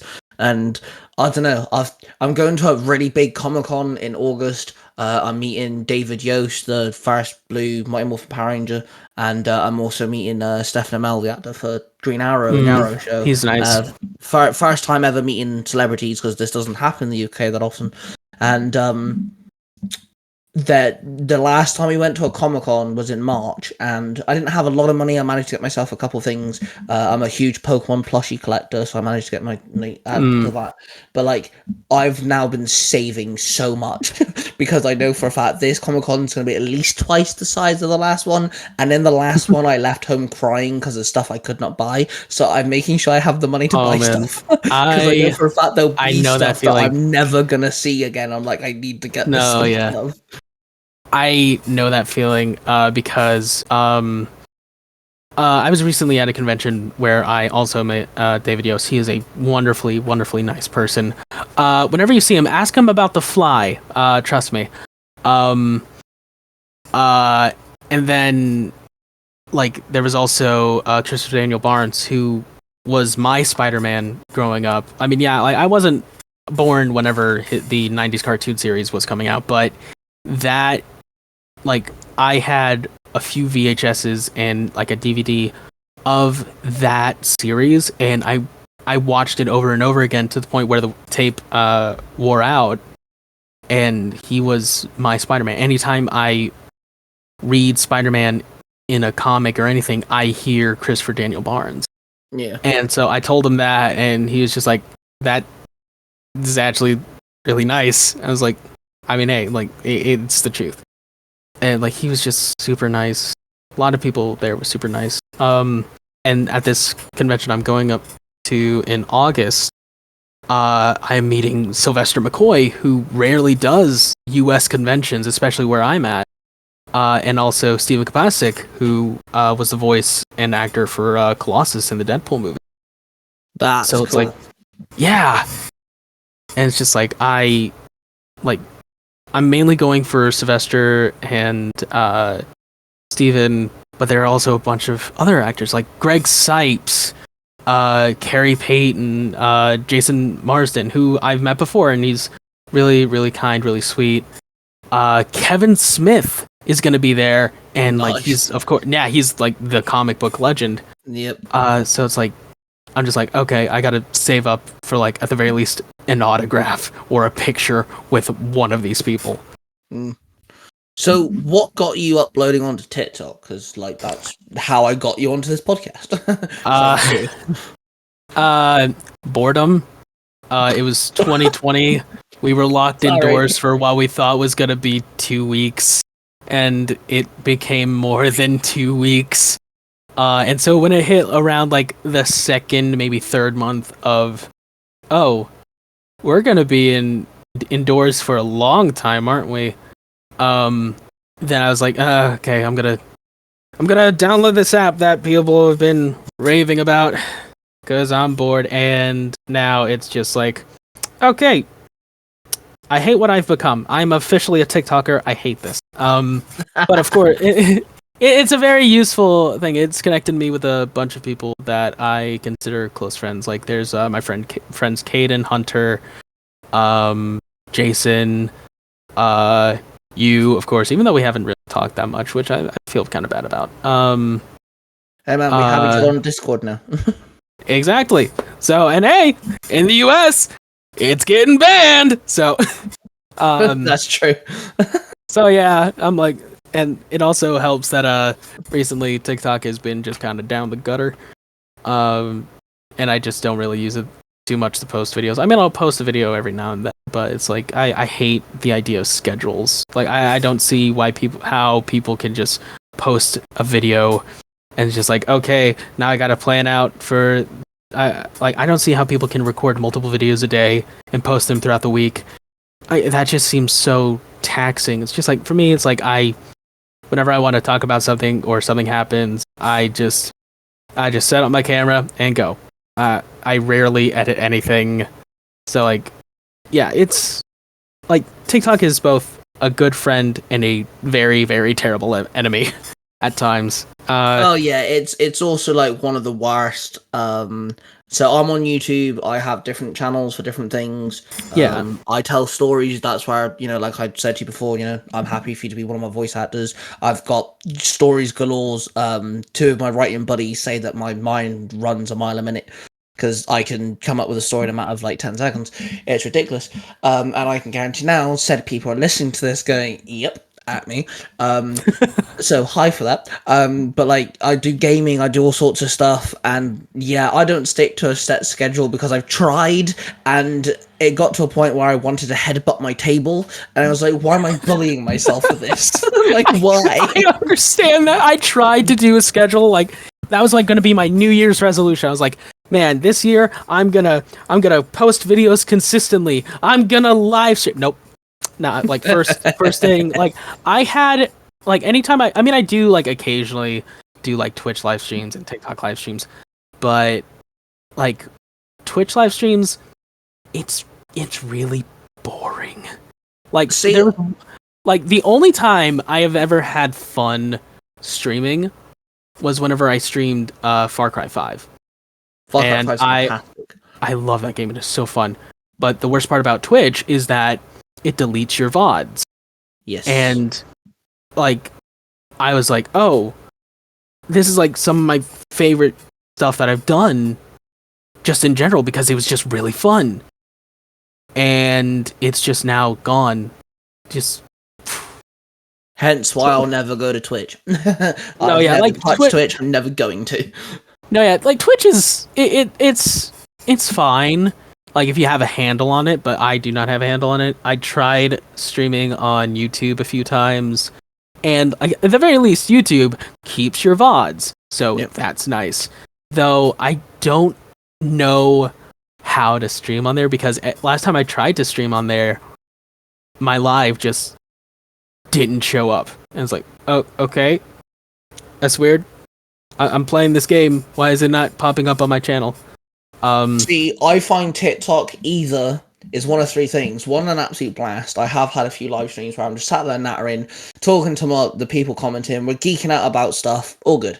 Or it's people just hammering down, trying to be the big hard bullies that they think they are. And they're blocking people, so I'm done. Or it's what happened to me on Sunday, where Saturday night, where I'm live and someone asks me if I support a football team or soccer, however you want to call it, and I'm like, no, why on earth would I waste my time with a useless sport like that? Which brought up a debate because I'm sat there with a big t-shirt that says Marvel on it, so everyone's like, oh well, Marvel takes no skill. I'm like, oh, so it doesn't take years of practice to be a director, a writer, artist or anything like that, not hard to kick a ball around. I got banned from TikTok Live for a week. No, yeah, I actually got banned from TikTok Live for a year for being underage.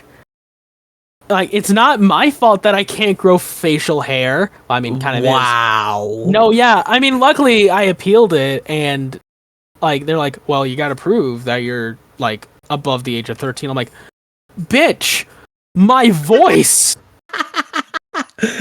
My voice? The fact that I recently made a video celebrating my 21st birthday? I don't know. Maybe the fact that I have very obviously gone through puberty? I don't know. Maybe you sat there and made 100 videos about collecting things with your own money, Well, it's not my own money. I'm kidding. But yeah, for the most part, it's just like, it's just fucking like the TikTok algorithm is dumb. It's so like it always pushes things like on my For You page. So I'm just like, I do not care about these TikTok dances. I want memes. I want nerdy stuff.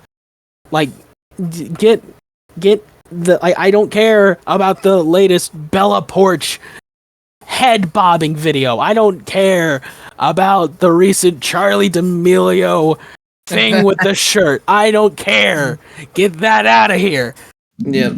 I want funny. I want nerdy. That's what I want. And I had carefully curated it to where it was that. But then there was that update that rolled around on, I think it was either November or December of last year. And it's just like, now your For You page is everything. It's like, great. I hate you. Yeah, TikTok is just Dumb. it's a shame because it could be great, and like, so I've just gotten like into cosplaying. It took me a while, but I've just got into it, and the first major cosplay I've done is Ben 10, the Alien Force specific Ben 10, and that's actually what I went as to my first Comic-Con. And it's just like, it for someone who's never done this sort of stuff before. Two of my biggest friends, one of them actually lives in America. Literally his name is Cosplay Dude 637. That's in his TikTok name. So like he was like, go and do it, join us, like join the whole cosplay thing. And I cannot make a video of me dressed up as Ben 10 without getting ridiculed whatsoever. I don't really care. Yeah. Like, I've been bullied all my life. It doesn't bother me. It's just, it gets to the point where I'm bored because it's always the same shit. And it's just like, either come up with something inventive to diss me with so I can laugh, or fuck off. It's always like the same, like, oh, this is for kids. Oh, this is weird. Oh, this is bad. Grow up. I'm like, I'm just like, if you're gonna insult me, be creative, man. Like like there's there's so many jokes you could do with just Ben 10. Yep. Like it looks like you've been going after 10-year-olds. Like that's kind of funny. Like yeah, it implies like, you know, Jared Fogle from Subwayness, but at the very least it's creative. Like someone said to me though, because I was defending a fellow cosplayer of mine, and I'm a big bloke. I'm not exactly the skinniest of people, but someone went, "Oh, you're not Ben 10, you're Ben 300 pounds." And now I giggled to myself and went, "At least you put some thought into that." Well, I actually commented back going, "Congratulations, you actually made me chuckle for once." No, I would have said something like, "Wow, Ben 10 pounds added because of the camera." Yeah. So Because of course that saying of the camera adds 10 pounds. Like I feel like that would have been a bit more creative, but like at least have like something where it's like there's still like a 10 in that number. yeah, one thing that I've always like, I don't know, liked about, because you cosplay, you know, I've seen you dress up as the Riddler, Punisher. I really like what you did with the Riddler staff, because you got yourself a Riddler staff, didn't you? But then you decided to repaint it. What made you repaint your Riddler staff? That was always the intention, because there are only two Riddler canes kind of on the market. There's the Ruby's one that's like a solid gold paint, but that paint gets chipped off and it's bad, and the plastic, it's not good for painting. And then there's the other one, which has a question mark that I really liked, but the actual staff part of it was just weird. It was green, it had question marks all over it, which I'm like, whenever I think of Riddler, I think of not this. Like, yeah, this is a good pattern if it were the suit, but like it just doesn't make sense to have, like, it's already a giant question mark staff. Why put question marks all over the question mark staff? That's just overly tacky. So, of course, what I did first was I took it apart, sanded the actual question mark bit just so like the paint could stick. And I need to actually repaint it because the paint is actually chipping off a bit. I do need to actually get like a varnish or something to put on it to make it a bit shinier. And then I wrapped the actual core of it after I kind of glued it all back together. I wrapped the core of it in electrical tape to make it a bit sturdier. I watched your video where like you showed off the process, and I just thought it was really cool that, you know, someone decided to take what was already there and go, hang on, let's make it fit me better. Let's make it a bit more. Because that's one thing I really like about cosplay is that I can make my own. I can make my own stuff. You know, like I'm not good at making like costumes. I'm not good at like stitching things. I'm not good at sewing. I'm not good at making patterns. I'm not good at foam crafting. But I can see something for like $1 at Walmart, and I can make it look like $1 million. That's my talent.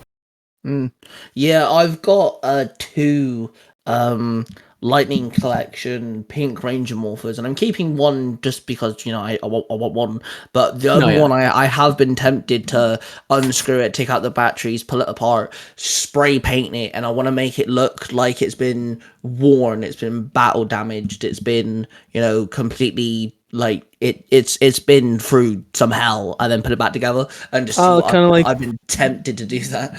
Kind of like the in space MMPR morpher that Adam used, kind of like that, except not like except like a bit toned down. Yeah, that would be cool. So, like I've been tempted to do it. I've actually recently brought myself I don't know how tall it goes, but a tripod that isn't for my table because I have one, but it's only table size. But like it can now aim at my table, my craft table properly, because I'm in the middle of getting the stuff I need to customize a keyboard. I want to make like a really geeky looking keyboard. So that's in the prep work, and I thought to myself, well, hang on, now that I've got this tripod, I can also start showing off my custom Funko Pops that I've done in the past. And things like that, and I was like, "Oh, if I can find the right screwdriver to take apart the Power Morpher, maybe I could actually do that and actually do what I want to do with it." And like watching videos like yours, where, you know, someone's actually done stuff like that, I don't know, it's kind of inspiring, I guess. No, yeah, and I am actually thinking about getting a a bit of a camera sort of rigging sort of thing to where I can like do reviews better. Like I have a giant monitor that it's just an old TV. It's an old flat screen TV. And I can just put like a clip on here and just have like a camera pointing down while I'm messing with the figure, so I don't have to reach my arms around something, or like that would just be convenient and make things a lot easier for me, because with how I used to film reviews, and it's a big reason why I stopped, was like it just didn't look right, you know? Yeah, I actually had that thought yesterday with this new tripod I've got, because I have a collector's channel where I kind of show off my collection. I kind of want to do more with it, and I kind of like had the idea of doing videos where I'm not showing off my collection per se, but I'm talking about things I want to see. You know, it's always bothered me that Mighty Morphin Power Rangers is the only season of Power Rangers that we get nerd stuff for. So, like, you know, Funko Pop could delve into, like, maybe some of the other teams and things, stuff like that. And I thought to myself, well, hang on, with this tripod, I can actually have it where you're not going to see me, you'll see my table, but you'll see my hand. I can actually show you guys, like, you know, Funko Pops and my action figures, and I can actually, like, show stuff off better. And I'm like, hey, this tripod's, like, not even a tenner, and it's come really in handy so far. I haven't even got it yet. No, yeah, like that's just like something that like I like making videos, even though it's just like it's somewhat draining, because whenever I used to do reviews, I used to script the hell out of them. And now if you look at any time, like recently on my TikTok, I have been doing a few more videos where I'm like talking about a toy, and I'm just going by the vibe of it. I'm just hitting the ground running. It's like the first time I'm actually like messing with it, and like that's what I want to do whenever it comes to toy reviews. Like scripting things, of course it's handy, but I don't know, it's there's like a magic whenever you're like holding like a collectible or just something for the first time, and you're just like, oh, that's how this works. Ooh, this is nice. I like this. Like, there's a magic. Yeah, not everything needs to be scripted. You know, I got several different news channels for different things, and some of them I don't script. I have a channel where I talk about movies and TV shows and games, and you know, I do top 10s and all sorts of stuff. And the only thing that I script on there is like, let's say I do a top 10 video, I'll list the top 10 on like a Word document. No, that's the only yeah. thing I've done. You know, I just roll with it, because sometimes it's nicer to watch. It's a bit, I don't know, there's a sense of connection, realism, with the person. Yeah, a bit more realism to it, you know, especially when it comes to opinions, you know. Especially if you're talking about, you know, action figures, for an example. You know, someone may not like the Wolverine action figure that just came out, and it would be a bit more understanding of why they don't like it if it wasn't scripted, you know, and stuff like this. So maybe when you do come to the whole thing of reviewing your figures and showing them off and everything, maybe the whole thing is you don't go scripted. Maybe that's the better thing to do. And like I've kind of avoided scripted content. I hate that word. Ooh. I hate that. I fucking hate that word. It sounds professional. Like, this is just a hobby.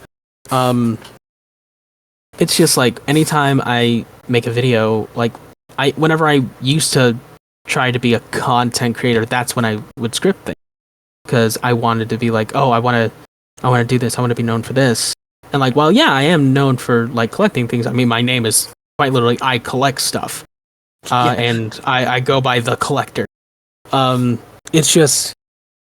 It's draining to try and it's draining to force yourself in people's eyes to be something that you want to be. But me, I just kind of gradually got into that. It just happened naturally. People call me collector. People call me just the collector, because even like, yeah, it's a username, but it's also how some people just identify me, because I am that one collector. As Lich High introduced you on this podcast.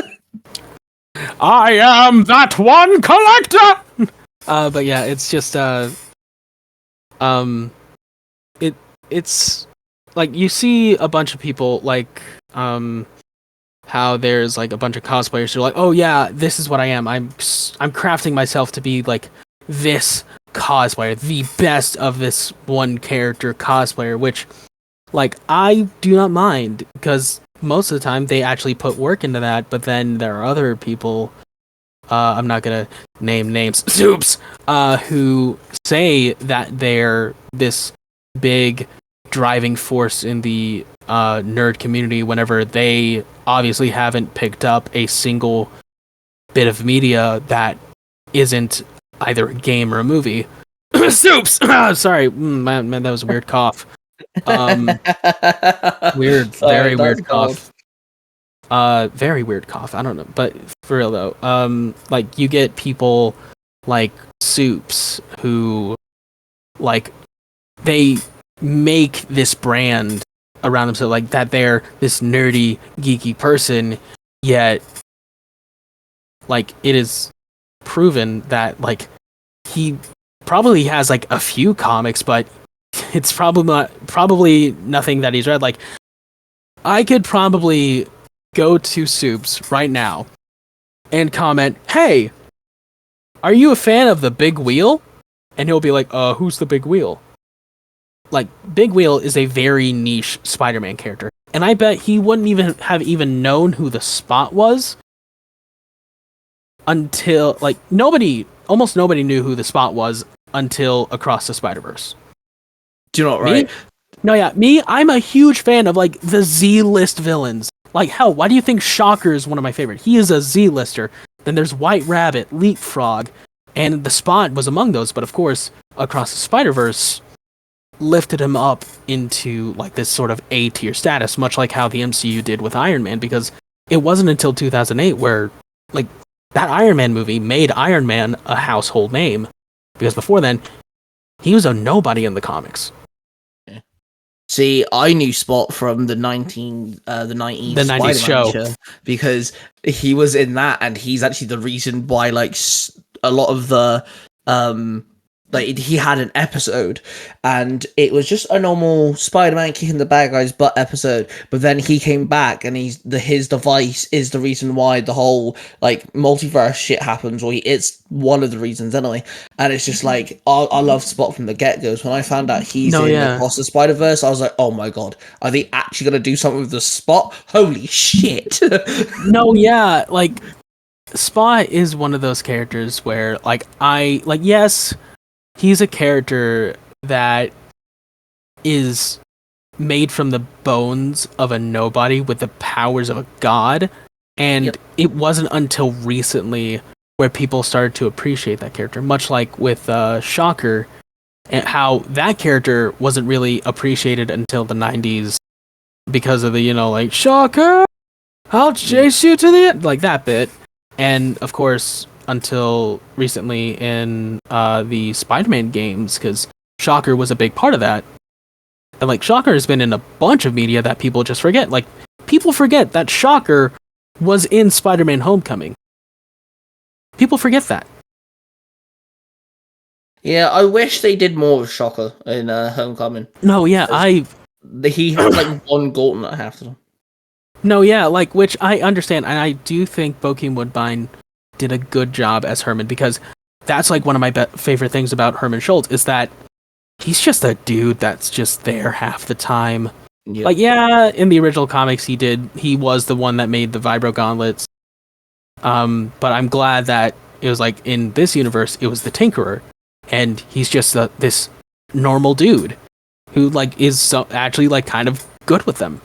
And then there was Jackson Bryce, who in the comics is Montana, who was the first Shocker, which I thought was like kind of a weird decision. But that looked like a good Shocker. That was a good Shocker look. Yeah. It's just like there's a lot of characters that deserve a lot of love, and like whenever they do, there's gonna be these people like Soups, and like there's a few other creators, but I could care less. Like, well, Soups, Star Wars Theory, anytime like these characters pop up, they'll be like, oh yeah, I've always been a fan of them. And it's just like, no, you haven't. It's like Mundi. He popped up in an episode of The Acolyte, and I guarantee you the only reason people even knew who Mundi is because of but what about the joint attack on the Wookiees? And maybe a few episodes of Clone Wars. But outside of that, Mundi is a nobody. Yep. What are we talking about again? Honestly, when it comes to this podcast, it happens. Like literally, I literally label this podcast as interviewing content creators and geeking out. And the reason why I put it that way is because half of my interviews spiral off into something. And I'm fine with that because I just enjoy geeking out with people. It's fun. And like it doesn't help that I got ADHD, so like my brain is already a giant spiral. Same. Yo! It's a superpower. Fuck everyone else. Hell yeah! Like it's not like how Hollywood treats autism. Like we're like, man, I still hate that 2018 Predator movie. It's just like, oh yes, this kid with autism can decipher and decode an entire alien language and not question it, and he knows exactly how to use this alien technology, and he can fly a ship. Ha! I hate Hollywood autism. I hate it. Yeah, that's one of the reasons why I have so many YouTube channels, is because I'll focus on one thing for, let's say, a month, and then I'll do it for so long I've burnt myself out. So I have a YouTube channel called Tiger Tales, actually a few of them, but the collective name is Tiger Tales, and that's my story channels. And this is where you'll find stories about Power Rangers, Marvel, DC, Star Wars. I've done all sorts of stuff. And from October 31st to March 31st, I had written, recorded, edited, and uploaded. And now each video is one chapter, mind. So we're talking 100 and something videos in not even 6 months, and I was dead. That's impressive. April, the first 3 weeks of April, I didn't write a thing. I didn't write a thing. My fiance, I said to my fiance, I was like, look, I can't, I'm dead. I'm actually struggling to write now. And she was like, why don't you take a break? I was like, I'm thinking about taking about 16 days. And she kept me to it too. I got to the point at the end where I was like, I could write a chapter around about now. She's like, nope, I'm holding you on to the 16 days. I was like, okay, cool. And she made sure I kept those 16 days because it killed me. I love writing stories. It's what I'm known for. Between now and like September, I'm actually taking over one of my friend's channels. I'm writing some of his storylines. I'm that good and things like this. I'm not trying to boast my own ego or anything here, but like, I'm really good at writing stories. But it got to a point where I was just done. I was like, I have to focus on something else. So throughout those 16 weeks, I picked up my artwork again. I'm not great at drawing. I just like doing it. But I picked up my artwork again. I drew a few things, and stuff like that. I played a few games I haven't touched in a while and things. But with ADHD, I find it hard to focus on one thing. That's why I've got several YouTube channels, because my brain then isn't focusing on this one thing. I get to jump around and dabble in things that I haven't done for a while and stuff like this, and it's more entertaining. No, yeah, and like that's like writing is a gift.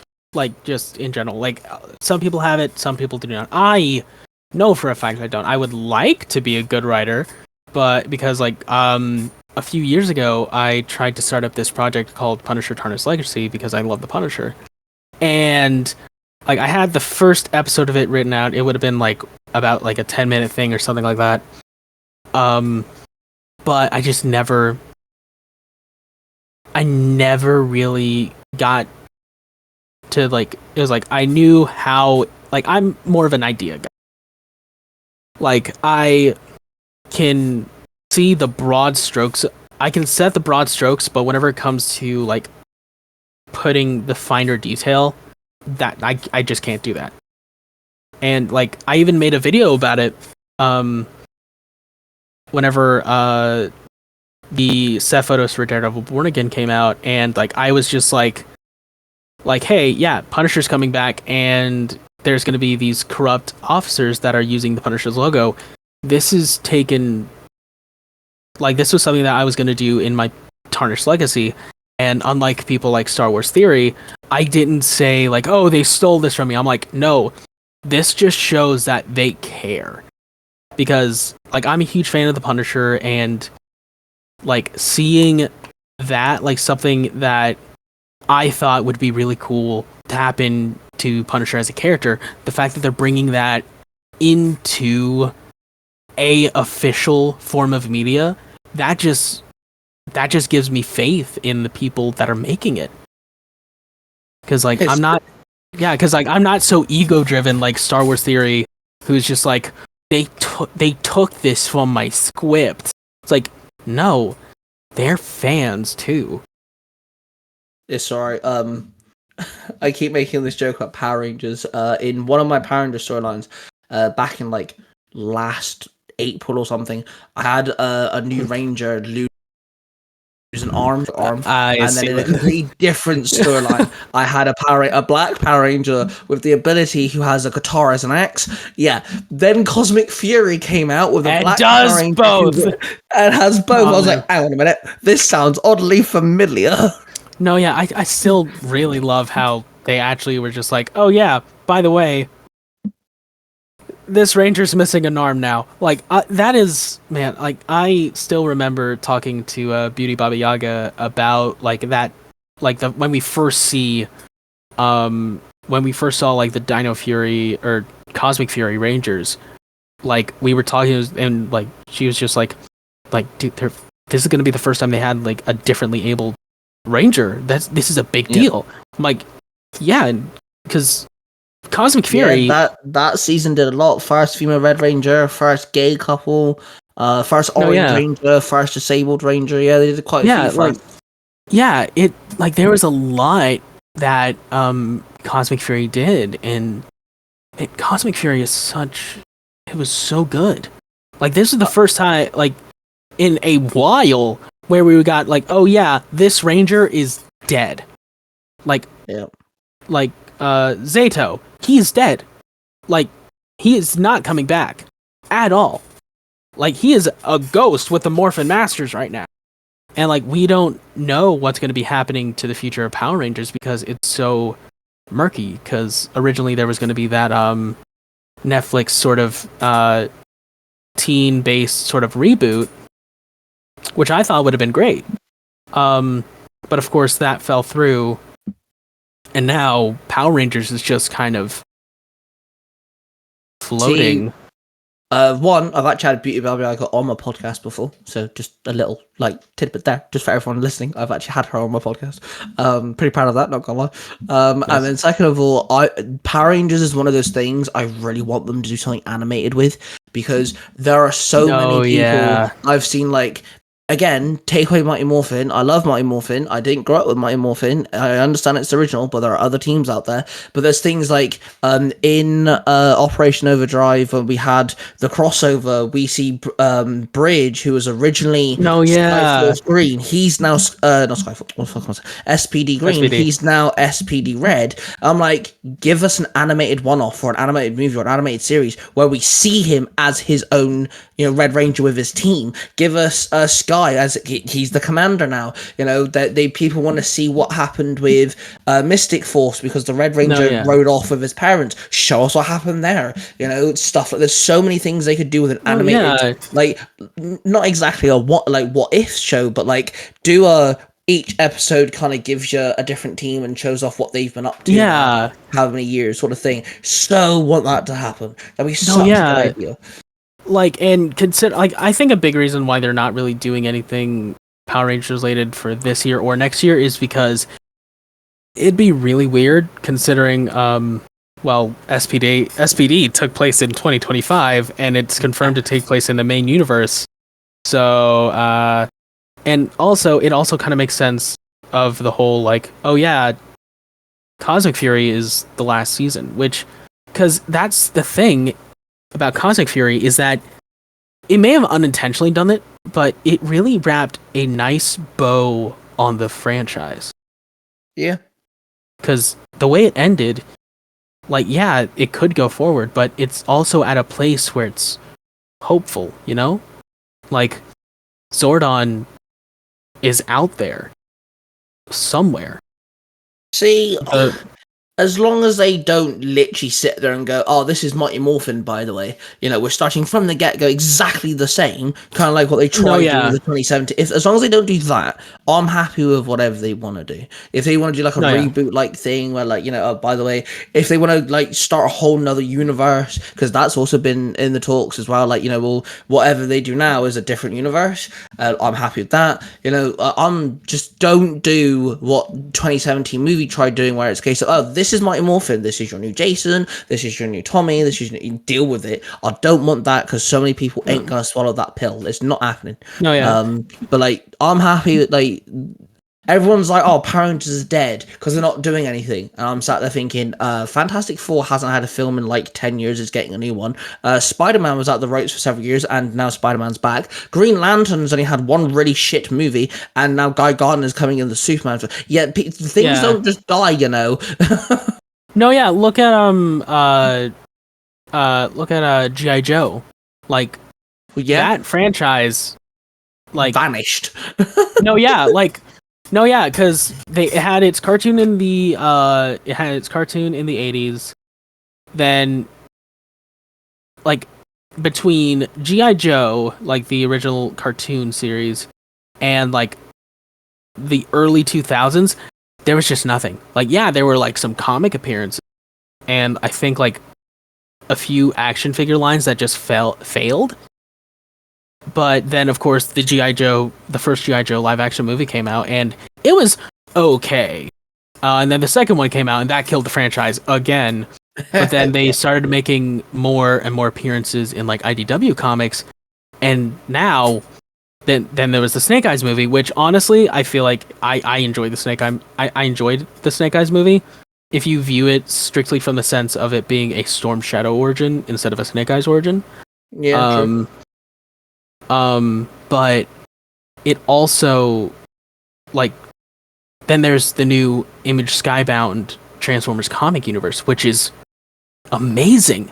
Like, the first issue alone, it's setting it up like, oh yeah, this is going to be like G1, because like you have Sam, you have Carly, you have not Sam, you have Spike, and you have Carly, and you have Sparkplug, and you have the Ark crashed into Mount St. Helens, and you have the Nemesis just in the ocean. And it is kind of like G1 up until like the third, fourth page, and that's when shit gets real. Like, the issue's been out for months, but first issue, Starscream gets rebuilt. First thing he does, completely executes Bumblebee. Blows his head straight off. Yeah, and people like just automatically assume just because, something's not, happening, things aren't coming out for a specific franchise, it's dead. And I'm like, you say this, but like, I'll look at things like, okay, granted, it I think it's gonna be cancelled now, but Buffy the Vampire Slayer stopped mid 2000s, and that got an audio drama fucking not long ago with some of the original voice characters coming back, voice acting. Stuff like this. Like, it's Teen Wolf, the TV show, stopped several years ago. That got a sequel movie, 2 years ago. Yeah, stuff like that. Like, just because something doesn't have content for a while to several years doesn't mean it's not going to come back. We all thought Transformers was dead and done, then Bumblebee came out. Well, not really, because that was just like kind of a year sort of thing, but we thought that was like, oh great, because of how bad The Last Night was, this next movie's gonna be horrible, but of course it wasn't. And like, same with Friday the 13th. For a long time, that franchise was dead because, of course, the giant legal battle. And of course, now, since that legal battle is kind of sort of resolved, like, we're not going to get like Friday the 13th movies, but like, there's a good chance that the Friday the 13th game is going to finally come back, because that game was spectacular. It's had its glitches. Me and my brother played that a lot. and we had an ongoing joke for a long time because my brother swung a baseball bat and it got glitched. And let's just say Morning Wood had a hold sort of thing, and it stayed there as well. It stayed there the entire match as well. So we now have a joke quite often that if a bat or a weapon of some kind gets swung, let's just hope that it doesn't become Morning Wood again. Because of that glitch. So it definitely was glitchy because it didn't have much support. That was the problem. It didn't have any updates or anything. And if it if it does come back and it's all up, I'm like, yeah, crack on, let's go, let's play some Friday. No, yeah. Because like that, I remember the last big update they did. It was teasing that they were gonna have a Jason X skin, and Jason X is one of my favorite designs. Like it because it's just super like late 90s, early 2000s. Like it's just like it's quite literally just Jason in space, and I'm like that was like one of my favorite horror movie tropes, like to where it's just like they got so lazy and so repetitive for the long time. The only thing left to do is just go to fucking space. Legit. Like I'm surprised that Freddy Krueger didn't do that. That Freddy Krueger in space would be funny as hell. If you take the concept of Freddy, that's also very horrifying. No, yeah. And like of course there was the two sort of like fan films that came out recently, or technically three fan films that came out recently, that a lot of people consider to be canon, that had like a few of the original actors from some of the movies returning. Like those, I think it's Dead Snow or something like that. I forget what it is, but it has like the main sort of like through line is Tommy Jarvis, played by the same actor who played him in part 5. No. Wait, let's see. Jason died in part 4. Part 5 was someone else. Part 6, because part 7 was the one with Telekinesis Girl and Susan Blue. And then there was Jason Takes Manhattan. But yeah, it's Jason as a character and Friday the 13th as a brand is very. It's in a very bizarre place. Yeah. Right now. Same with same with Nightmare on Elm Street. Like that franchise, I think is just dead. Like, and I hate saying that because I love Nightmare on Elm Street. It's just that the 2010 reboot didn't do a whole lot. See, like, again, people think Power Rangers is going to be dead and gone, but look at movies nowadays. They're making a sequel to Twister. I saw that. And it hasn't been that is so stupid. Yonks.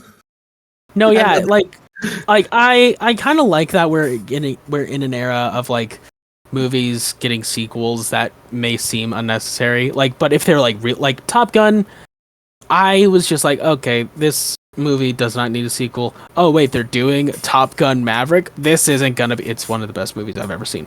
And then of course there's like Killer Clowns in Outer Space. That movie is so like it's one of the best 80s indie horror movies I think I've ever seen, period. And for the longest time they tried to get a second one, but it just never happened. Now but the franchise isn't even a franchise. Yeah. But people call it a franchise because Killer Clowns in Outer Space is so beloved. It's got this massive cult status. Like, the only things that are official that are part of it is the original movie and the game that came out either last or this year. That's it. But and like now that Sci-Fi Channel, they have the rights to make Killer Clowns in Outer Space and also Critters movies. So like I want to see that.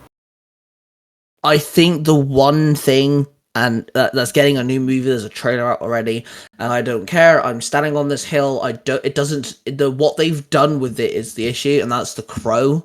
I'm sorry. Okay. That looks No, yeah, terrible. it's terrible. It looks horrendous. I thought you were about to say like the Toxic Avenger. I was about to say I agree that didn't really need to continue, but I'm happy that I'm a huge fan of The Crow, and my issue is what they've done with it. Because again, we're going back to the whole adaptation thing. Because Crow is also comics. People seem to forget this. No, yeah. There are certain rules for The Crow, and the way that they've done, just going off the trailer, the whole point of The Crow is to take revenge. That's the whole point of The Crow. The Crow allows you as the person to take revenge, whether that's your sibling, your loved one, your whatever. In the comic books, it's done all sorts of stuff. But the relationship that is shown, it just seems toxic. It just seems like it's trying to be Harley Quinn and Joker, but a retamed version or something like that. They don't seem like they're in love. There's no romance there or anything. It's confusing on why he's picked as the Crow. It's overly gory. There's a scene where he gets stabbed in the chest or something goes through his chest. The amount of blood that seeps out of him is unnatural. That would not happen. I'm sorry, it wouldn't. Yes, okay, you bleed from a stab wound, but not that quick and not that explosive. Jesus Christ. It looks bad. It's terrible. I don't understand. Yeah, and also, like, not even bringing up that he looks like Jared Leto's Joker.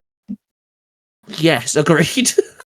Like, if it were just, like, of course, like, the sort of, like, just like the face thing, like that's fine, but like all the random tattoos, like I get that the Crow has had like sort of multiple avatars, so to speak, but like you couldn't have picked one that didn't look like he dealt crack. Yeah, and the thing is like, even his makeup isn't good, because it's explained in the first film, it's explained in the comics. The reason why he wears, black smile and he puts on this, like, masquerade of some sort is, one, to terrify people. It's the point of when you see his face, you'll know you're fucked. If you see the Crow's face, you're dead. That's it. You're done. That's the whole point. But also, it's the point of, if anyone else sees him, they may know the human, they're not going to recognize him. They're not going to, let's say some random person called Steve dies, he comes the Crow to avenge his wife, whatever, and someone sees the Crow, they're like, oh yeah, that's Steve. That's not the point. They wear the whole makeup thing to hide the fact that no one's going to know it's Steve, and also to put fear into people. And it's just like, he looks like he's a cosplayer. And I'm not saying that as, like, I'm not dissing cosplayers, but he doesn't look right. And it's too, I'm just pissed off with it. I don't understand. If they were going to do the Crow, at least do it correctly. And I believe they're retelling the first film, which makes no sense, because the Crows had so many avatars in the comics.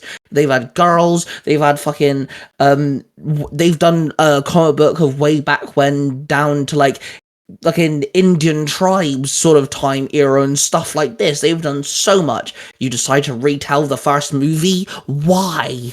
What are you doing? No, yeah, because, like, the weird thing is, like, the actual poster for the new Crow movie actually looks good. I'm going to give this now, because I actually haven't seen the movie poster to the new Crow movie now. I'm going to check it quick. Like, it actually looks kind of dope. But knowing what Eric Draven in this looks like, it's so dumb. Are you talking about the picture of him with all the black on his face? No, yeah, it looks kind of cool. It doesn't feel like the Crow, but it does look cool. Yeah, but in my eyes, the first thing I see is Pennywise. Well, that's just because it's Bill Skarsgård. Yeah, but that's what I mean. He looks like his Pennywise, like, it looks like he's trying to be Pennywise. Like, that's the first thing I see. Yeah. But, like, don't get me wrong, that picture does look kind of sick. It honestly looks like a really cool, I don't know, it kind of looks like someone who'd fight the Punisher, or someone who'd fight, like, a street-leveled, gory fight scene. That's what it kind of looks like. No, yeah, but it doesn't, it doesn't fully look like the Crow.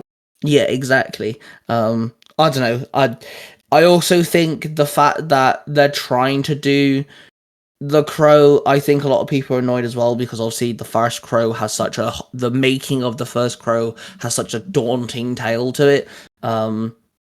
Because the actor obviously died on set and things like this. So I think people are a bit more like antsy about it. But honestly, I may give it a watch just to see what they do. I guarantee now I'm not gonna like it. I don't know. I'm not. I'm a huge lover of the Crow, always have done, and I'm not liking the way it looks. But like I will say, there is always going to be that sort of room for like because it could be great. It could be great. I doubt it. But like, look at the Suicide Squad. True. Like the only sort of bit of like sort of faith was like, oh yeah, James Gunn's making this. Like that was the only bit of faith that anybody had. Then that first trailer came out and it was just like, oh, this looks really good. And then it came out probably being one of the best, if not the best, DC movies that had come out until the Batman came out, which I remember like it's a very similar sort of thing where as soon as they announced, oh yeah, Pattinson is going to be Batman, everyone's just like, yeah, nope, he was the vampire in he was the vampire in Twilight. I was gonna say he's a sparkly vampire. He's the spicy vampire that glows in the sun. Like I was like, as soon as I saw it, it was like, oh, new Batman movie? Oh, who's gonna? It's the fucking vampire from Twilight. Not the Batman I wanted. But then that first test footage showing him in the suit with that theme, bathed in red. I was like, okay, maybe I'll give this movie a chance. And then that first trailer came. I was like, okay, this movie, it was at that moment where I was like, either this is going to be really, really good or really, really bad. And of course, I saw the movie. Really good. Probably my favorite depiction of Batman because it actually kind of showed off his world's greatest detective aspect. Yeah, see, there are granted, there have been a few occasions where I'm looking at this actor, they've been casted as a role, I'm like, really? Like, that's who you're going with? Like, are you sure about this? But 90% of the time, I'm with, like, the Batman, I was actually all for him being, but as soon as I learned they're going off the era of year 2, like this is a early back, like he's new to this, like this is a second. I was like, okay, they're going off that type of storyline. Maybe Patterson could do a decent job at that. After Twilight, he's actually done some dark films and things. Maybe this, and then as soon as I saw the scene where they're like, hey, who you supposed to be, and then he kicks the crap in that one dude, he's like, I'm Batman. I was like, oh, okay. Not I'm Batman, I'm Vengeance. Which that's it. Yeah, that I loved because that gave me chills. That was good. I was like, all right, no, okay, I'm willing to watch this now. That's good. No, yeah, because that was the moment I'm like, okay, this is a young, inexperienced Batman who's tackling his first real big thing, which I'm very excited to see. Which I was at that point very excited to see, and of course I saw it, loved it. Cannot wait for the Batman Part 2. I've seen a few names being tossed around as villain could be. One that I saw would be cool, but I don't see working in the world of the Batman, and that was Clayface. See, the way they did the Riddler, is usually a very bright colored character who just gives Batman riddles, and sometimes it ends in like explosions and people dying. They made the Riddler such a dark, cool character. I love what they literally made him the Zodiac killer. Yeah, they got to the point in the film where the Riddler got caught. The Riddler's in jail. He's there. He is fucked. But because he built up a fan base, the fans then pushed it even further. There's a whole nother Batman scene because of it. It was like, hang on, that was absolutely awesome. And my mother's in her 50s and she grew up on Adam West Batman and the first set of Batman films that came out and stuff like this. I said to her, I was like, let's watch it together, let's see if we like it. And the only criticism she had was it was a bit too long for her as a film. I'm like, Mum, you literally grew up with, you know, Batman Returns and stuff. That's what you deem as Batman. If you're saying that is good and your only criticism is it was a bit too long as in the time frame, that is fucking brilliant. You know. And No, yeah. I think Clayface might work the way they did the Riddler. No, Clayface could be really good. No, yeah. I could, like, Clayface could work, but it would have to be because that was like one thing I really liked about how the Batman did was that it kind of had it didn't really do anything fantastical. Yeah. Like, this is a world where Superman is probably a fictional character. And, like, so I think if they want to do it to where it's like it should be 1 foot in reality and 1 foot on, like, not fantastical, but sort of like unnatural. Yeah, which for sure. Clayface could fit in there, but considering that Gotham was flooded, there are 2 possibilities that I would love to see. 1, Mr. Freeze. I was going to say Mr. Freeze. Like, that was like that's like the big running theory right now. But the other, I would love to see Killer Croc. Yeah, that works. I Because, agree like, that would work. No, yeah, because he's just a dude with a skin condition that was just conditioned to become this animal, and like that leads into a lot of good storytelling, because that was like one of the best parts about the Batman is explaining why the Riddler is the way he is, why he's doing what he's doing, and having that for Killer Croc, like the fact that like he was born different, so he was treated differently, like that, like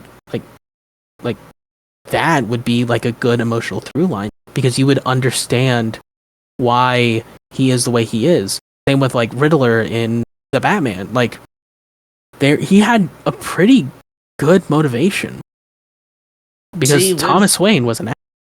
Yeah, with Killer Croc, I feel like they could actually make it really relevant to what Riddler did, because they could so go down the line of he's been in hiding for years now because obviously he didn't want to show his face, you know, he gets ridiculed for the way he looks, blah blah blah. But now because half of Gotham got flooded, you know, this gives him the opportunity to take revenge, show Gotham, you know, what the monster he truly is, because Gotham treated him like a monster. If Gotham wanted him to be the monster, fine, he can be the monster, sort of like attitude.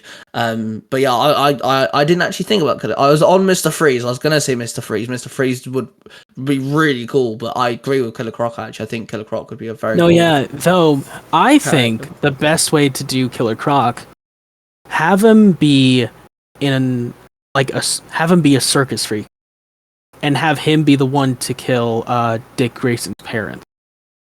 Oh, that would work. Yeah, that'd be cool. Like he would be a circus freak, and around the time like Gotham gets flooded, I think it was Haley Circus, I think that's what it's called, or the Zuko Circus, whatever they're gonna call it, or whatever they would call it. Like, it was in town, and of course it flooded, and because of that resulting flood, Killer Croc got loose, and he was hungry. First thing he saw, Dick's parents. You could actually make it so, like, you know, they could make it so maybe Dick kind of like teases them a lot when they're not performing, and like he's just a kid and he doesn't know any different. He's just to him he's having fun, but like he's teasing Killer Croc a lot. And then when it comes to his parents dying, and maybe like Killer Croc could, you know, kill the parents, maybe Dick then carries that with him, like, well, if I didn't, you know, bully him this entire time, maybe my parents would be still standing. And like they could like have Killer Croc use the term boy wonder as like just a dig, because the Boy Wonder is probably what he was called during time at the circus. Yeah. Like that would just hammer into him. It's like, no, yeah, I did this because of you. Yeah, it'd be really, honestly, I'm looking forward to Batman 2 and the Penguin show, actually. Oh yeah, I still haven't seen the trailer for that one yet. They haven't shown off a lot, to be honest. No, yeah. It's just a couple of scenes, which, see, Marvel are very clever with their trailers, and I feel like DC's kind of picked up on it. I feel that the scenes in the trailer for the Penguin, we're literally seeing maybe the first 2 episodes, if that. I feel like what they've shown is barely going to be No, anything, yeah. because I think they're going to be clever with it. No, yeah, whereas with like Deadpool and Wolverine, like you get the feeling that you're seeing scenes from across the movie, but I feel like the only bit that's like towards the end is like the bit of them jumping in that portal. I feel like that's like the only bit that's like near the end of the movie. Well, see, I actually did some like investigating with Loki season 1. The trailer was episode 1, episode 2, and 1 scene from episode 4. That is it. That is all the trailer shows you, and the rest of it was completely hidden. And I've also noticed they do that with a lot of stuff. So I feel like the same thing. I've said it from the get-go. I feel like what we see in the trailer is most probably the first half an hour of the film. No, yeah. 40 minutes, maybe. Most definitely. And then the rest of it's going to be completely hidden. Anyway, we've been chatting for a long time. I was not expecting us to go on for this long. I'm ADHD, definitely man. at 110%. I agree. But also, we're 2 fellow geeks, and us geeks can go on for a long time. Yeah, we can. I also feel like we bounce off each other very well. I don't know about you, but I feel like this has been a very smooth conversation. I enjoyed it. I feel like maybe at some point I'm going to have you come on again, because I know one particular thing me and you could do a whole episode about. I do this sometimes where I have my guest return, but we talk about one specific thing. So me and Cosplay Dude, he came on again and we spoke about Shadowhunters. I had a fellow podcaster come on, and then he returned to talk about Angel, the TV show. I'm having another friend on who I've interviewed before, but we're going to talk about Naruto. And I feel like there's one particular thing me and you could speak about. And I believe, if my memory holds correctly, you liked this particular thing, and I don't, and I feel like me and you can have such an interesting conversation. I'm curious. But let's just say it's a Marvel TV show. Oh, is it She-Hulk? No, I find She-Hulk incredibly funny. I find the ending stupid, but wait, She-Hulk... Echo? No, I liked Echo. Echo's alright. I think that's pretty good, but you're on the right line of female characters. What?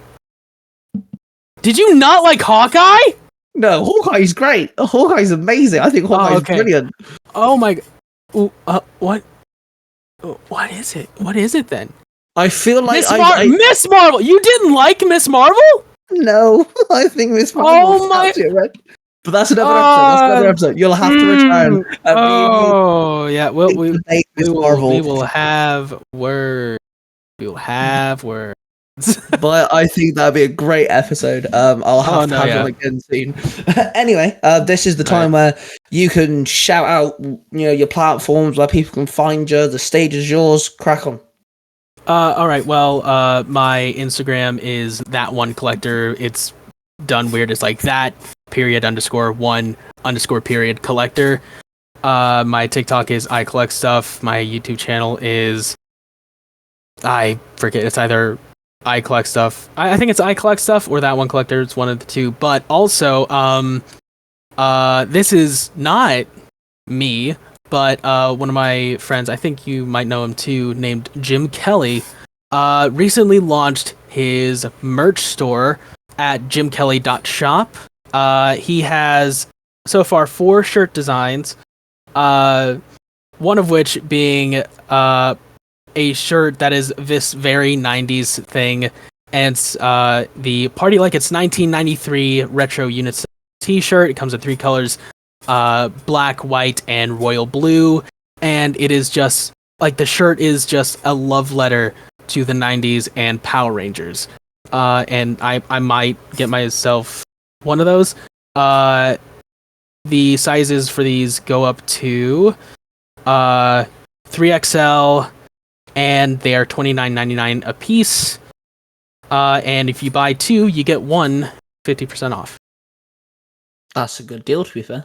No, yeah, and like pretty good shirts. And he's working on more designs as we speak. Nice. Fair dues. Well, again, we've been speaking for ages. I literally said to Collector, hey, we need to go about an hour and a half. Yeah, fucking hour and a half, my ass. But anyway, I'm fine with that. It's all good. I'm gonna try after, in the next couple of days, I'm gonna try and get Collector to voice act in Tiger Tales. I think that we mentioned before that he's kind of getting to voice acting. I now have him a friend on Discord so we can talk. And I have new projects coming out, and I feel like he'd be great in them. So expect his voice to pop up somewhere at some point. Of course, if you're listening to this on Spotify, give us a follow. If you're listening to this on YouTube, subscribe. And of course, Oh. Sorry, it's just I just saw a set picture showing Lois Lane on the set of Superman. It looks great. I will send that to you. I am sorry for interrupting. Sorry, just ADHD nerd. I've never been interrupted on my outro before. Scrutiny. I am honored to be the first. Sorry. Yes. I am sorry. Right. Because of his, rudeness, you guys are going to have to listen to it all over again. I'm going to start from the get-go. Just because of you. Ready for this? Okay. No more interrupting. Alright. Gonna zip right. If you're listening to this on Spotify, give us a follow. If you're listening to this on YouTube, subscribe. And of course, hit the comment section down below. Give us your thoughts on the topics we spoke about. We covered so much fandoms. It was unreal. I think this is the most fandoms I've covered in one episode. He will return. I feel like I've pissed him off now with the whole Miss Marvel thing, so he can return and defend the show. And of course, I'm trying to upload every Monday, so I'm sure you'll get another episode soon. Thank you guys for listening, and we're out. Peace. This podcast is a production of the Three Ranger Bros Studios, in association with Zio to Hero, the podcast.